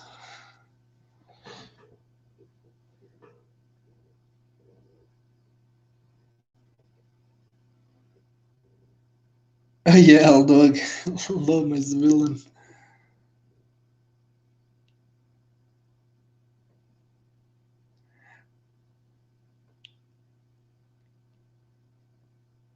Oh, intangible, just showing his saltiness towards Lomachenko the same way he's showing it towards the great Gennady Triple G Golovkin. In fact, intangible is salty because his beloved Kosei Tanaka failed. While a boxer that he hates the most keeps on beating up all the top level competition despite being in almost his 40s. So yeah, I see intangible if a fighter that I disliked as much as you dislike Golovkin was doing that in such a late stage of his career, I would probably be salty. No, but I love to open fire on intangible. Let's go further. Oh, sorry, you have to give me a second. I have to take a pit stop. I'll be back in 30 seconds.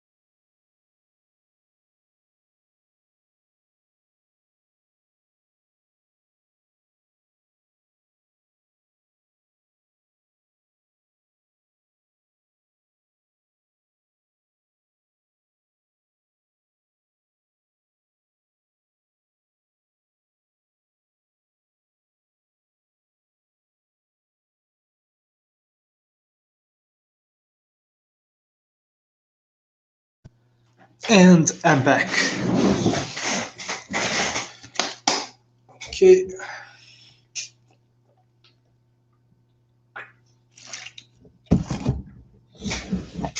let's go to the other comments.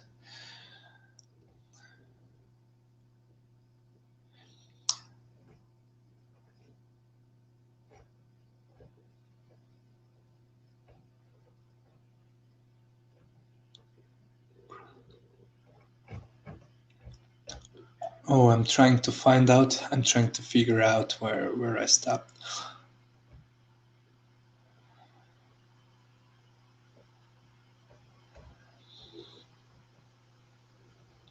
Okay, people in the chat room opening a friendly fire between each other.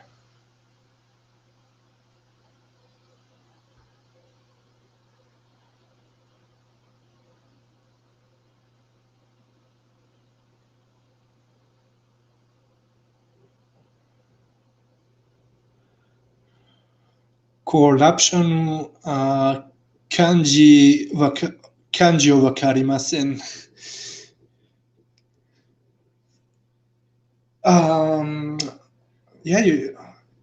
Yeah, I said it the right way. I do think so. Hiragana to katakana o wakarimasu ga kanji o wakarimasen. IBT saying Rodriguez would be a good fight for Ioka.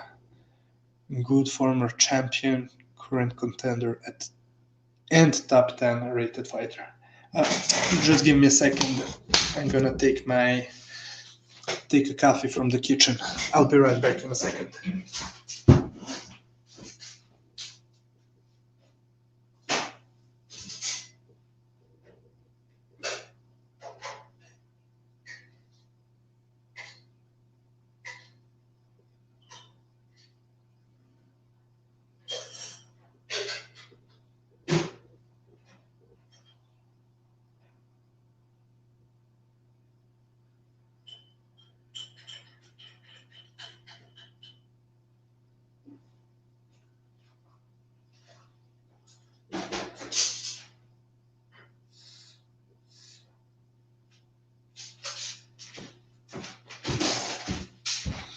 Yeah, excuse me. I'm back now. L Dog would like to see Ioka versus Ancajas.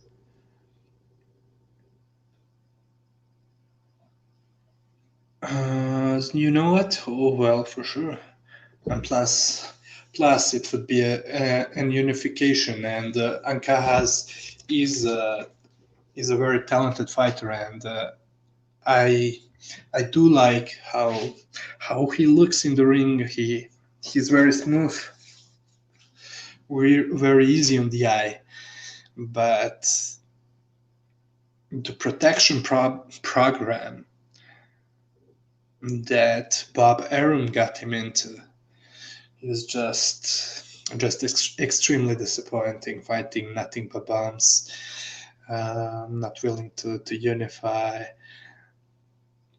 just terrible. I mean, so disappointing.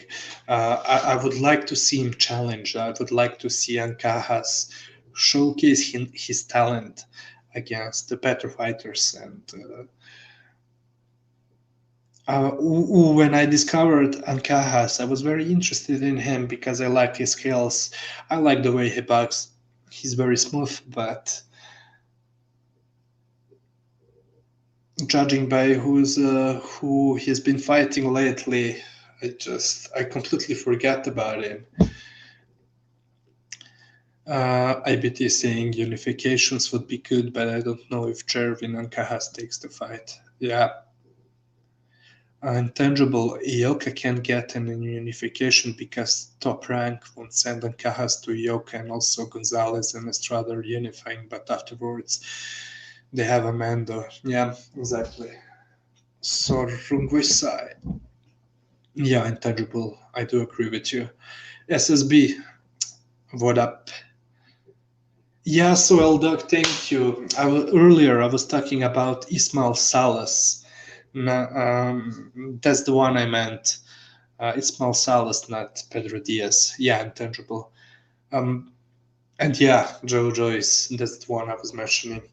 But yeah, Yes, it's B. Monday is the new Sunday. Uh, yeah, for this episode too. I mean, we'll probably try to get back to our normal Sunday schedule, but complicated right now. Yeah, but anyways, Ismail Salas was the coach I was talking about. So I'll see.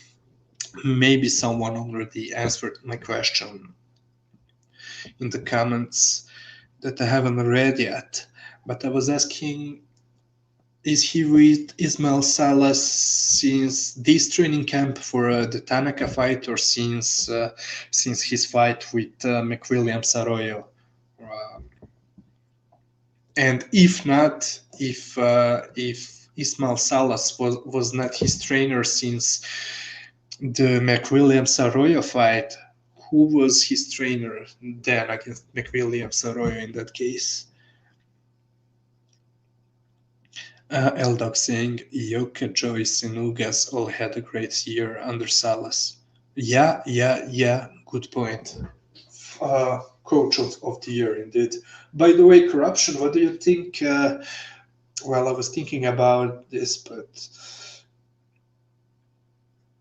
are we going to make at least a part of the next show about our the coup d'etat awards of 2020? In fact, which we should make a sanctioning body, a belt, the coup d'etat of boxing belt. And anyways, it would be much more respected than that pig Suleiman and what the other governing bodies are doing.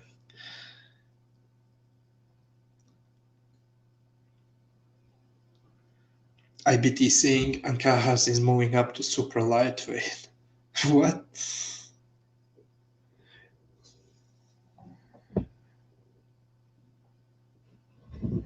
I mean, Ancajas is not the most skilled, but I do like his skills. I was not just comparing his skills to the others, to the other 115 fighters. Of course, there are more talented fighters than him. One of them being Kazuto Ioka, but I do like his counter punching, his boxing, his footwork.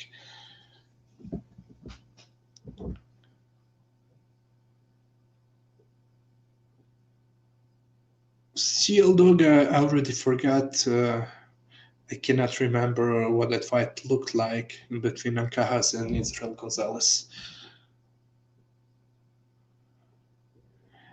IBT saying Ancajas lost to fucking Alejandro Barrios. Top ranker trying to hide the robbery. See, I forgot about Ancajas so much that I'm forgetting all the things, all the fights of his that you're mentioning in the chat room. IBT saying Ancajas is the weakest champion easily. He's not the best at all. Yeah, I agree. Alone, what up? He's saying great job on the breakdown of this fight, official. Thank you very much, Alone. Very appreciated, much appreciated.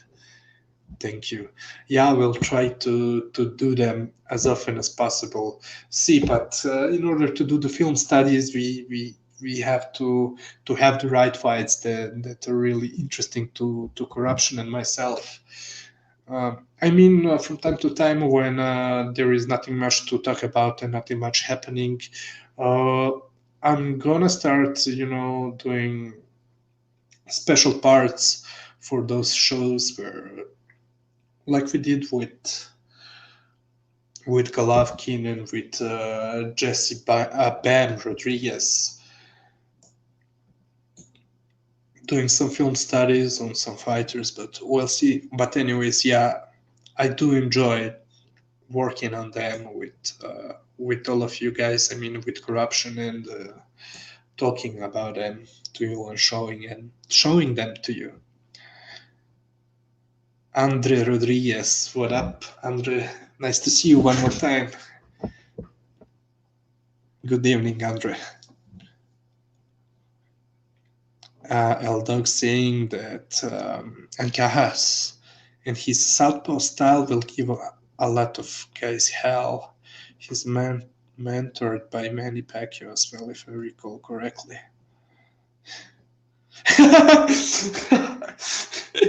BT replying with, have you seen him recently? He looks mentored by Adrian Brother, Andrew Ruiz, and Marcus Medana.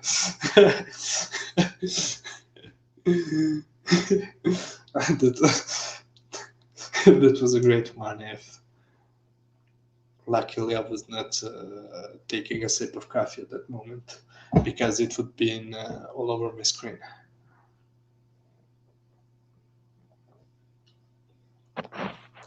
L-Dog answering to me by saying Loma never said the judges were bribed. That was a mistranslation. He said that they were loaded, which is a slang term for biased. Yeah, I saw that. He explained it in that interview with that blonde chick. Bonsoir, B-Space. Comment vas-tu? Saying hello, coup d'état. Oui.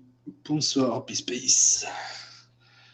Ouais, sinon, tu sais quoi, B-Space, peut-être que je commence à faire des vidéos en français sur ma chaîne, mais on verra. The Troll Network. Throwing in the salt shakers. Hold on. L-Dog saying I want to see Lomachenko versus Lopez too. Shoulder injury makes me interested in the rematch. I have no doubt it would be a great fight. I mean, it would look like the second half of their fight. Trust me, believe me. Loma knows what he has to do and that he cannot stay on the outside for whatever is the reason. Great fight. And plus, but I really do think, I mean, great performance by Lopez in that first fight, but I do really think that, I mean, at the same time, it's a no-brainer. Thing that had happened in the rematch, in a possible rematch in Lopez's favor, of course, is that he can catch Loma with something and stop him in the process. That's a real danger with a young, explosive, and big and hard-hitting fighter in Teofimo Lopez, of course. But I do think that Lopez knows that Loma can adjust much better for the rematch with his ring IQ than he can do it himself for Loma. So I do really think that he doesn't want the rematch. I mean, I would love to see it, and fair to him, yeah. The rematch was not signed before the fight. I mean, the rematch clause, but at the same time, there's a funny story behind it. But Loma explained that in the interview with that same blonde chick. Dog again. Loma should do a Tank Davis and fight Carl Frampton if he beats Herring. Easy fight to get a Hall of Famer on the resume. Yeah. Well, for L-Dog, by the way, do you remember what was happening back in the day, 4 or 5 years ago, when they were mentioning Yuriorkis Gamboa as a possible opponent for Lomachenko? Everybody was shitting on Loma for fighting a shot fighter 4 or 5 years ago. And yes, I do agree. I would not, at the time, I would not be interested in that fight. 4 or 5 years forward to now, and You see who's fighting him. Tank. Haney. It's a circus. Andre replying to L-Dog, I would like to see Teo to perform 2 or 3 more times at 135, but I think that if the Ramirez or Josh opportunity occur, he will move up. Yeah. Well, yeah, I do agree with you, Andre. I understand if he does that, impossible not to understand and respect, but I just wanted to put the definitive stamp at the 135 first. I do agree with you, Andrew, one more time. I mean, I would much more prefer for him to have 1 or 2 more fights.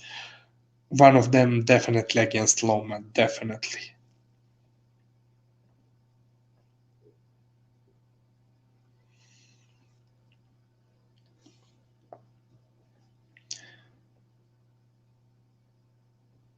And the troll network saying Kudeta is enjoying trolling intangible.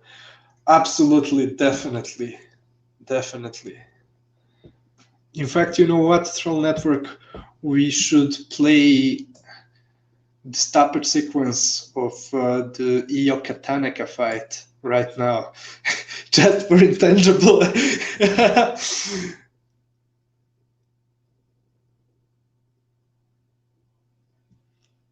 Eldog saying Top Rank will have him pick up vacant belts while the winner moves up and beats Terence Crawford. Are you talking about Teofimo, Joshua? I mean, Josh Taylor versus Ramirez.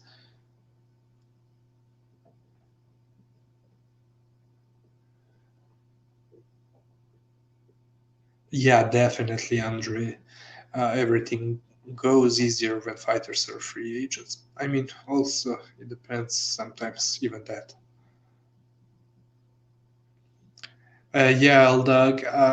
In fact, 3/4 of Triple G's family are Russians and 1/4 Korean. In fact, I'm not sure because I'm not sure if his mom is full Korean, but I think that only one of her parents were Korean.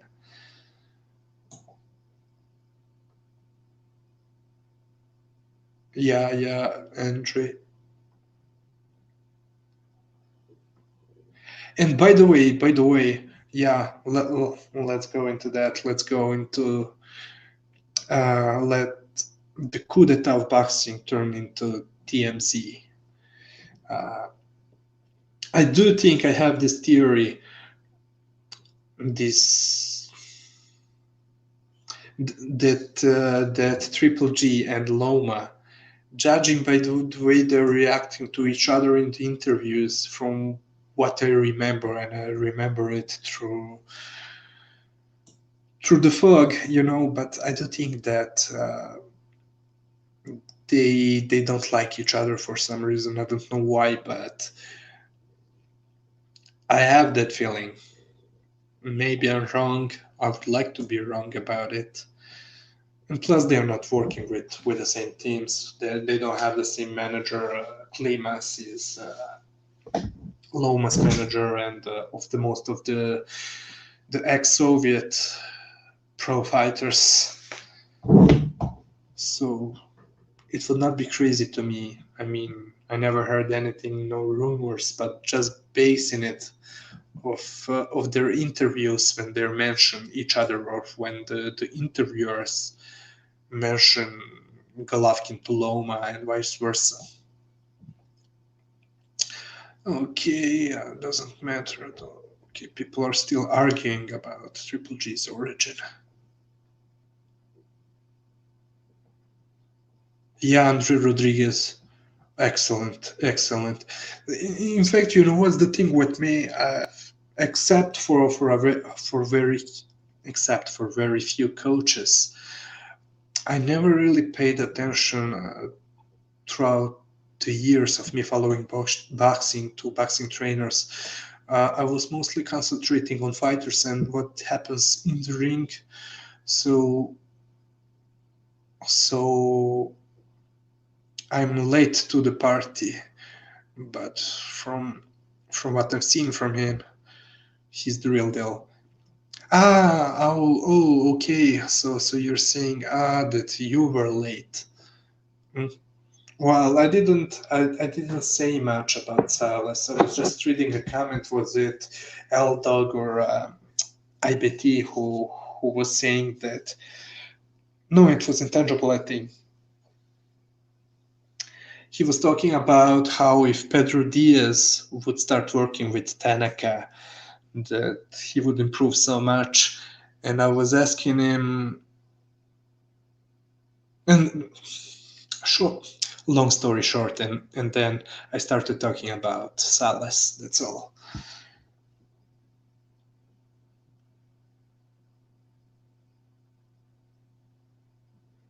And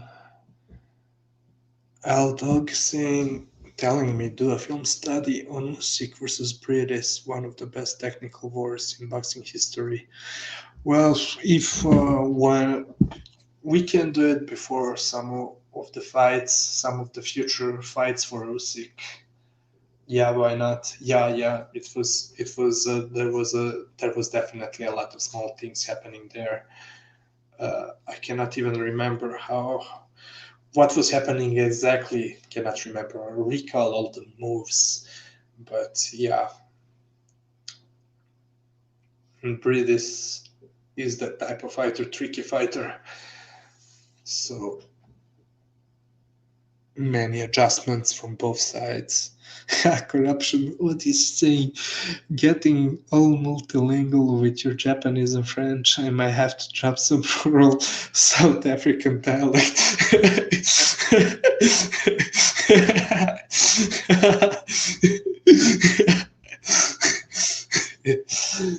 Yeah. Showcase it.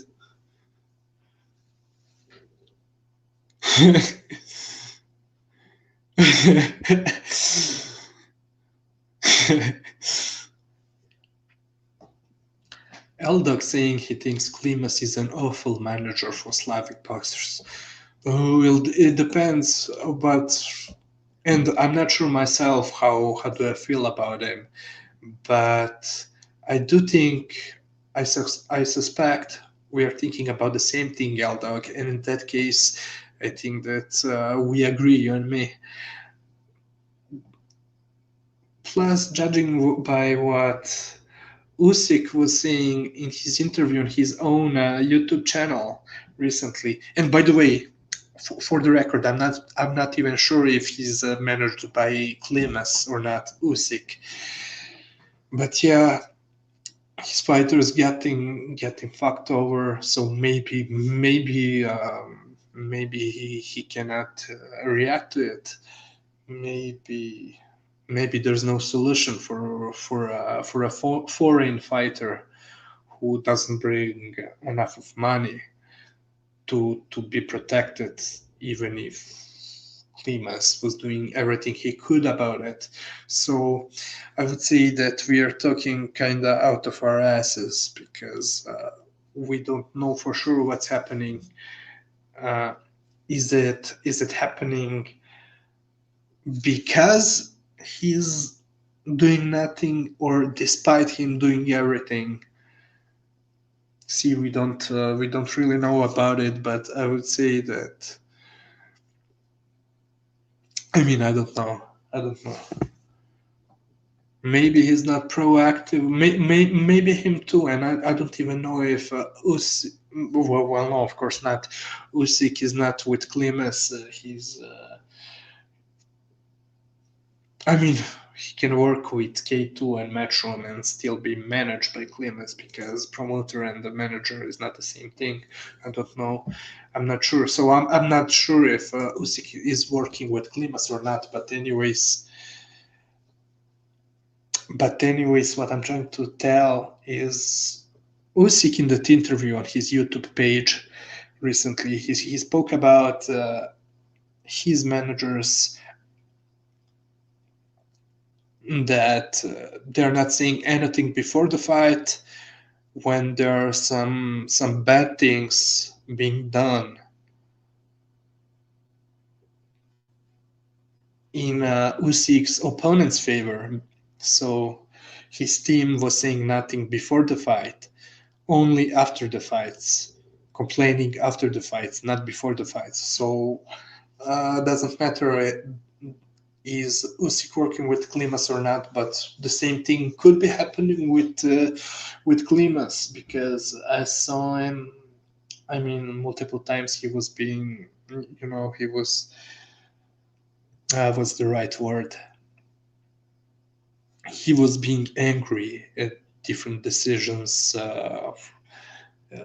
scorecards on multiple occasions, but I don't know if he ever addressed those things or the wrongdoings and the inequality before his fighters' fights or not. So, but that's why I'm saying we are kind of talking out of our asses, because we don't really know.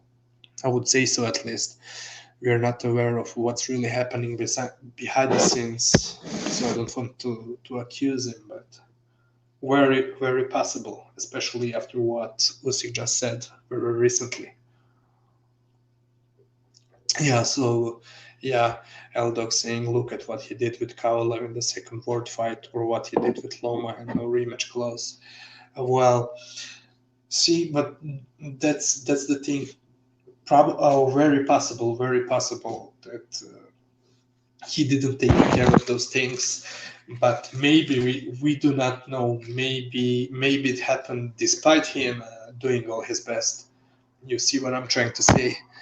But we don't know for sure, because we are not behind the scenes. So we can just speculate.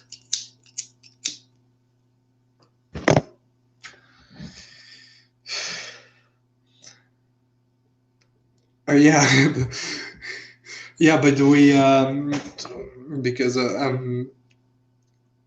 corruption's comment is just about what I was saying in French to B-Space, was that there's a guy who follows my channel who happens to be French, and I didn't know about it. And he told me to start doing videos in French. So maybe I'll start doing the breakdown videos on my channel in French too, doing the French versions.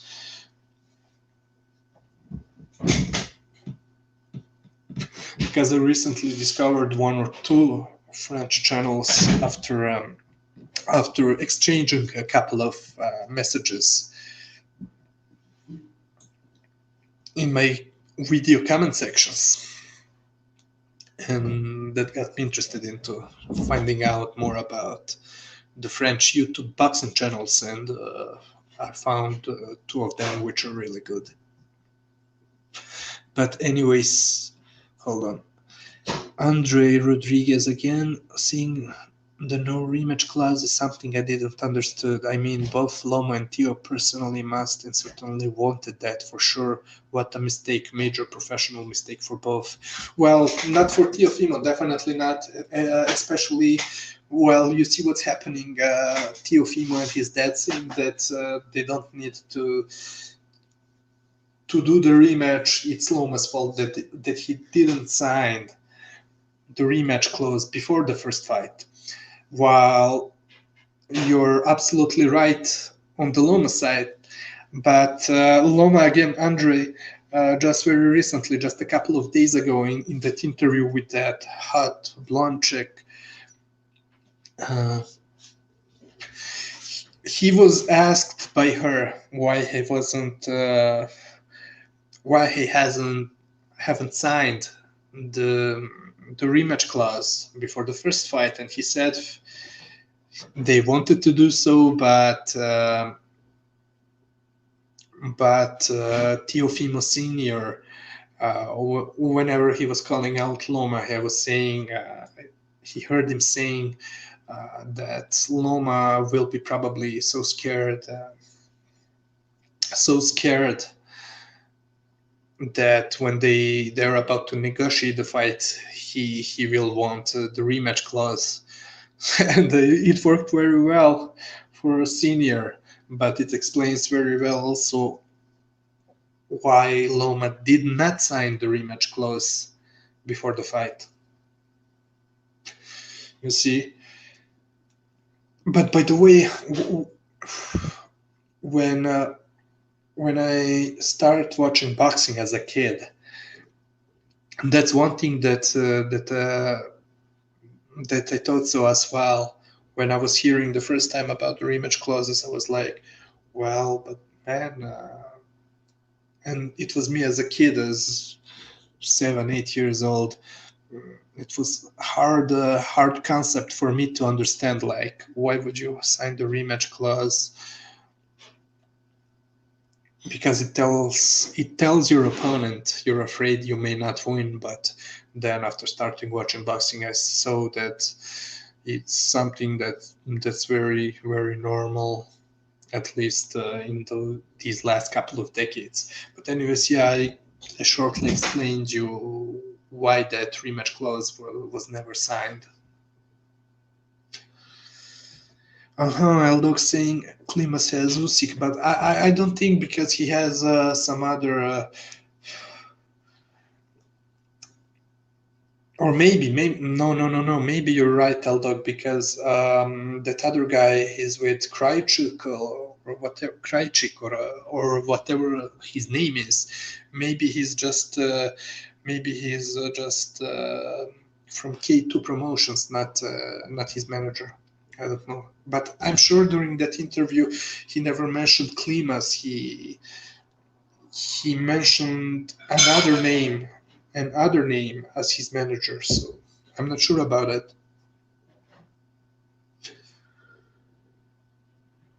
Oh, great! Even better corruption, even better. So he's replying to Eldog when he was asking us to do Usyk versus Bradis film study. Yeah. Oh man. Yeah. You should in fact drop something on your solo channel, man. And yeah, people need to be schooled. Drop some new material, man. Yeah. Oh. Yeah. Brilliant fight from the first to the last round. Andre saying at the post-fight interview, Teo was quite mad when responding a question about the rematch. If I recall correctly, he answered something like, fuck him and the rematch, never wanted it. Now he does.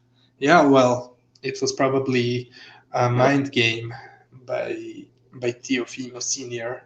That's why he was talking about Loma being scared even before the negotiations for the first fight. He's asking, is Bivol fighting soon? He's supposed to fight. Oh man, what's his name? Let me go to Barstrek. I don't know if it's listed, but there's some fight in place for him. A good fight, in fact, I think. But I forgot who is he supposed to face. Bivol Barstrek. I don't know if it's listed yet. No, not listed yet, but man, it's on top of my tongue. Cannot remember. The Troll Network saying rematch clauses are normal, but during the Klitschko era, there used to be three match clauses. Oh yeah, I'm unaware of it. I don't know. Vader D, hey, what's up, Vader? Just tuned in. Did you hear that David Avanesian versus Josh Kell is cancelled now again for a third or maybe fourth time? Yeah. It's by Eddie Hearn. It's postponed. I forgot the very reason for it, but it was postponed. I don't know if what was that about, but yeah, we still don't have we still don't have a new date for that fight. But yeah, he's saying it will not be good if they skip Avanesian to make the Ben fight now. Yeah, I would love to see him against a Venetian. And by the way, yeah, to me it's just a question if a Venetian will get dropped because he's better, he's more skilled than Josh Kelly. But yeah, I can see Josh Kelly making it a close fight, and I would not be surprised neither if Josh Kelly is able to win legitimately that fight. But I would pick a Venetian to deserve the victory. Now the question is, my question is, okay, for sure he's Hearn's fighter, but does Hearn really care about him? But I would say that I mean, I don't know. I have to speak with corruption to hear from him about it. What does he think about it? Because I'm not sure. I don't know. Hold on. I think that I forgot to speak about something that I mentioned to corruption on Discord. Oh yeah. Okay, I see. By the way, Vader D is also saying the British Boxing Board has cancelled all boxing until at least February due to bad bout of sniffles going around. Yeah. Oh yeah, so that's it. Yeah, they're talking. It's all over the news talking about the total lockdowns in the UK, something like that, until at least February. Wow. It's coming, not a surprise. Uh, Andre Rodriguez replying to the Troll Network saying the contracts were designed.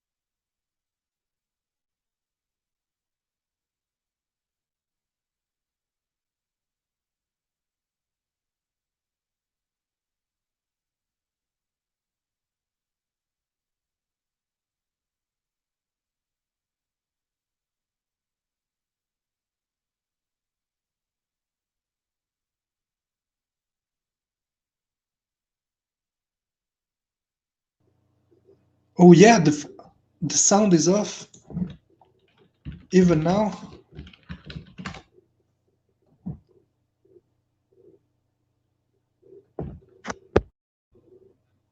Hold on. Can you hear me?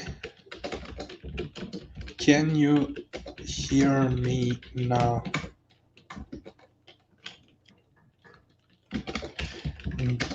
Keith. Oh, it's back. Great. Thank you, Waderdy. Yeah, Katsuki Mori. So he has like 6 fights or maybe even 7. Um, I was completely unaware of him up till a month or 2 ago, where thanks to the Twitter account of Asian Boxing, and I do suggest you to follow the channel because that's my number one news. How do you say? Number one profile or whatever account for the Japanese boxing news and the Asian boxing news point blank. He spoke about him, and I do like him. I mean, I haven't really analyzed his fights, his style, but from what I remember, I know that he's very exciting to watch, nice to watch, and has some very good talent. It's the question: how is he going to develop in the future? But a really good talent. Keep an eye on him, Katsuki Mori. Yeah, I mean, he's not facing a top level opponent. Cannot even remember the name of his opponent, and but yeah, keep an eye on him, Katsuki Mori. I do like him.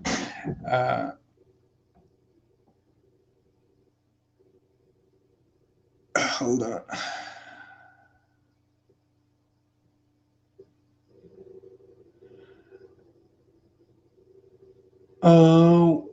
When have I lost? When have I lost the sound? I was.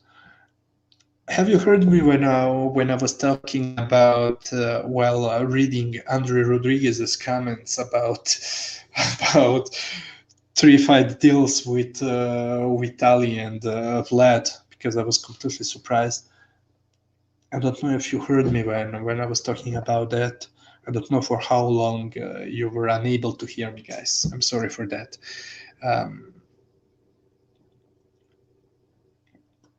Corruption saying respect official for the excellent solitary show. Oh, no problem, corruption. Like I told you, corruption, and I know better than the other people in the chat room how busy you are, and trust me, the time that you're already giving me and all of us on the show, all the listeners, is extremely appreciated. Really appreciated, especially with all the things that you're dealing with. Extremely. I'm honored to be able to have the show with you, anyways. You know, because I was saying. I mean, I don't know if the other people in the chat room know, but I was telling people from the moment I discovered Corruption's solo channel that it became my very favorite one, because back in the day when he was appearing on BDA show from time to time, I was like, I was still discovering the show, and plus I already had my own favorites, and he was Corruption was not there every time for every show, so I kind of it was very rare for him, in fact, to participate on the show. So I never paid real attention to what he was saying. So although being aware of him back in the day when I started following PTA and being there on the panel, and when Corruption was appearing now and then, I was not paying attention to what he was saying, but man, I was when I discovered his solo channel and started just carefully listening to just one video. I ended up listening. Well, that's how I am when I'm interested in something, be it a boxer, a book, back in the days, series and movies when I used to watch all of that. If I like something, I'm getting into that mania. Are you saying? Is it said like that? Into that manic. Well, we're. I want to hear everything every second. So yeah, corruption in boxing. Out of all the people on YTBC, the boxing community, by far the most enjoyable person to listen to about boxing, and trust me, even beside boxing, on the whole YouTube. That's 100% true, in all honesty, and that's why I'm honored to be able to have this show with you together.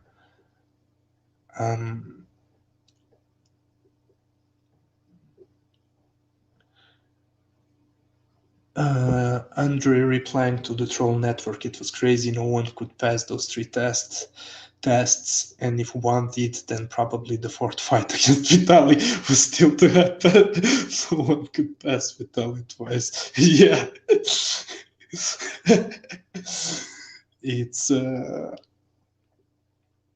well, you signed that deal. You're signing half of your brain cells off. Literally.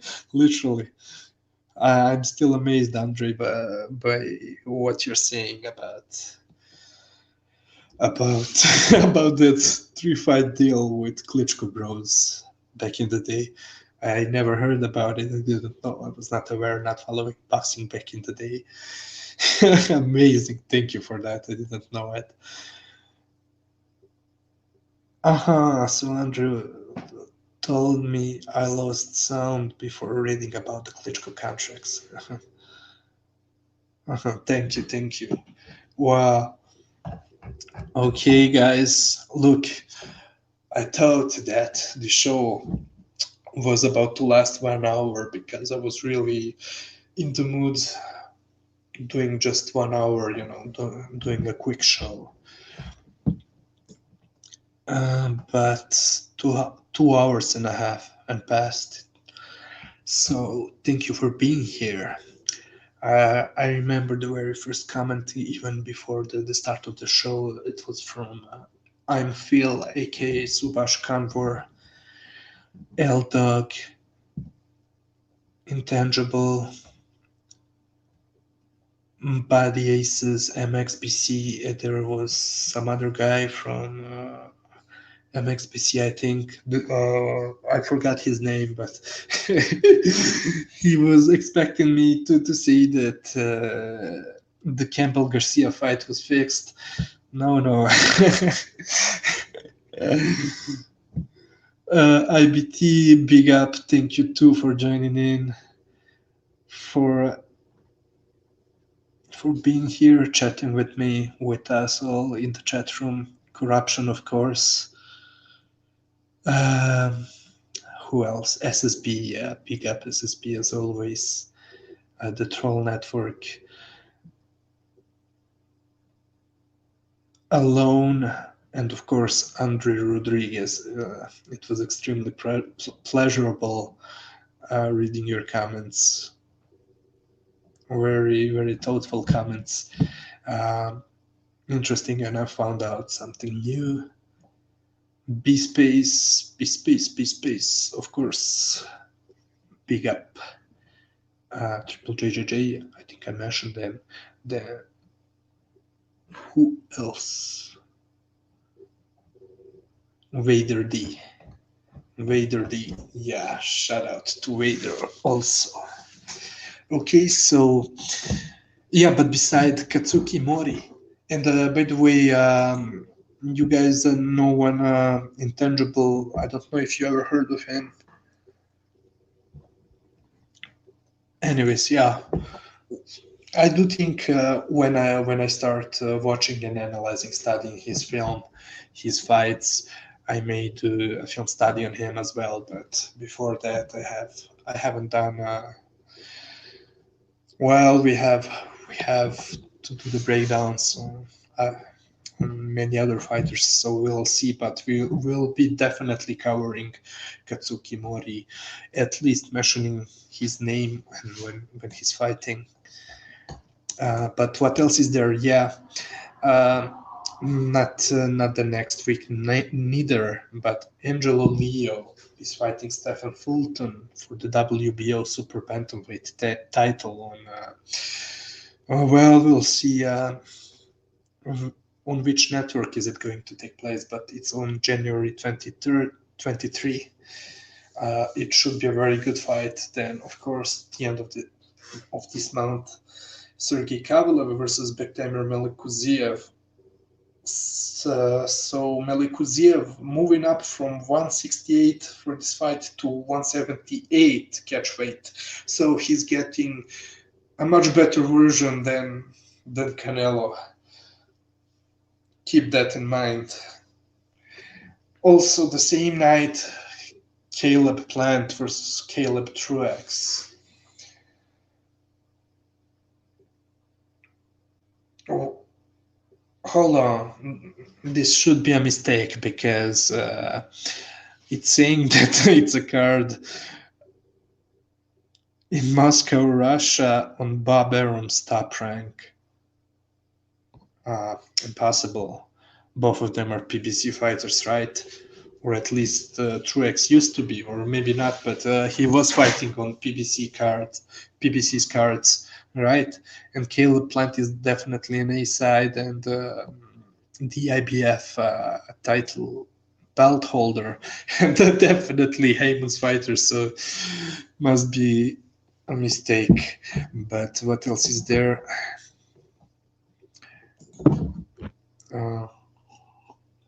That's it for the month of January. Then the next month, the 13th of February, an excellent fight. Jojo Joseph Diaz fighting Rakimov Shakvat for Jojo's IBF Super Featherweight title. I have to, oh man, I have to rewatch their fights, to watch Rakimov, etc., to do my film study, and then do it together with Corruption before the fight. And also on the same card, Patrick Teixeira versus Brian Castano. The 12th of February. Excuse me, please. Joe Smith Jr. would be facing Maxim Vlasov. That's another very good fight. Then a circus show, the 20th of February, Mayweather versus Logan Paul. 27th of February, Joseph Parker Jr. fought. Not interested yet. And yeah, don't forget, the 13th of March, Juan Francisco Estrada and Roman Chocolatito Gonzalez. That's it. Well, thank you for staying with me for so long. I wish you a great, productive rest of the week. I hope you enjoyed this episode. See you the next week. Thank you a lot one more time. Peace out.